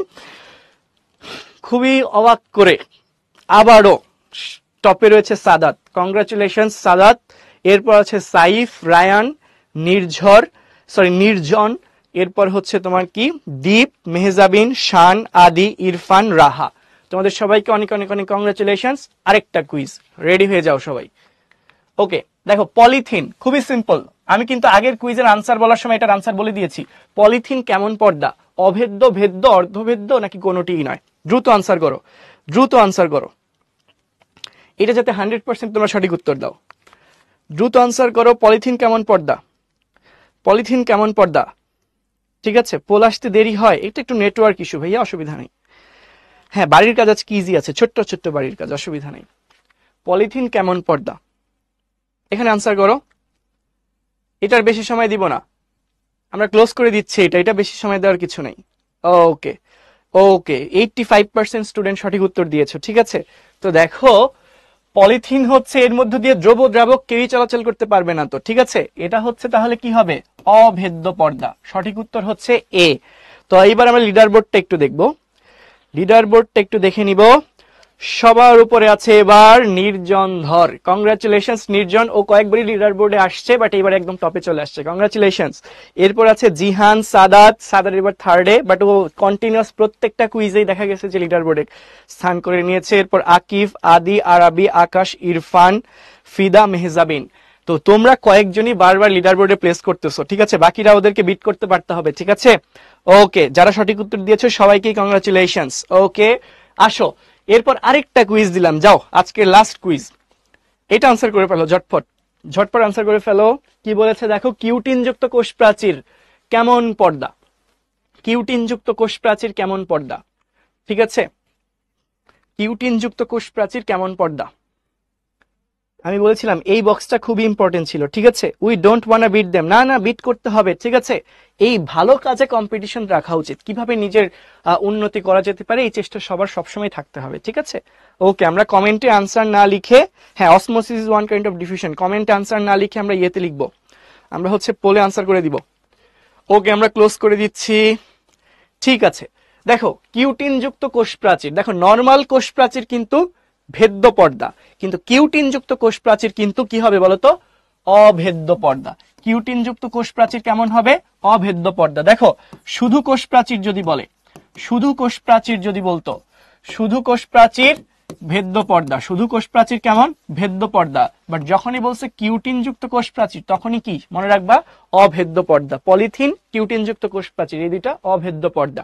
আসো আমরা একটা সৃজনশীল প্রশ্ন, একটু নমুনা সৃজনশীল প্রশ্ন দেখে নিই, ঠিক আছে। কি বলছে, দৃশ্যপট 1, কামাল তার বন্ধু তিমিরের জন্মদিনে ফুল নিয়ে আসে, কি নিয়ে আসছে, ফুল নিয়ে আসছে। তিমির ফুলগুলো ফুলদানিতে রেখে দেয়, কিছুক্ষণ পরে ফুলের সুবাস চারদিকে ছড়িয়ে পড়ে, কোন প্রক্রিয়ায় বলো, কোন প্রক্রিয়া, উদ্দীপকে পর্যবেক্ষণকৃত প্রথম প্রক্রিয়াটি কি, ফুলের সুবাস ছড়িয়ে পড়ে কোন প্রক্রিয়ায়, কমেন্টে জানাও দ্রুত। ফুলের সুবাস ছড়িয়ে পড়ে কোন প্রক্রিয়ায়, হ্যাঁ লিডার বোর্ড পাবলিশ করে দিয়েছি। ফুলের সুবাস ছড়িয়ে পড়ে ব্যাপন প্রক্রিয়ায়, ভেরি গুড ভেরি গুড, এটা কোন প্রক্রিয়া, ব্যাপন প্রক্রিয়া, চমৎকার। আচ্ছা এরপর কি বললো, দৃশ্যপট 2, এদিকে তিমিরের মা পায়েস রান্নার জন্য কিশমিশ পানিতে ভিজিয়ে রাখলো, কিছুক্ষণ পর কিশমিশ গুলো ফুলে উঠেছে। তাহলে কিশমিশ ফুলে উঠেছে, প্রক্রিয়াটি কোনটা বলতো, কিশমিশ ফুলে উঠেছে কোন প্রক্রিয়ায়, কিশমিশ ফুলে উঠেছে অভিস্রবণ, ভেরি গুড। অসমোসিস কোন প্রক্রিয়া, অভিস্রবণ প্রক্রিয়া। এখন অভিস্রবণের গুরুত্ব উল্লেখ করতে বলেছে, তাহলে কার গুরুত্ব, অভিস্রবণের গুরুত্ব। আমরা একটু আগেই পড়েছিলাম অভিস্রবণের গুরুত্ব কি, তো এটা আমাদের সুন্দর করে লিখতে হবে। আসো আজকের হোমওয়ার্কটা দেখে নিই।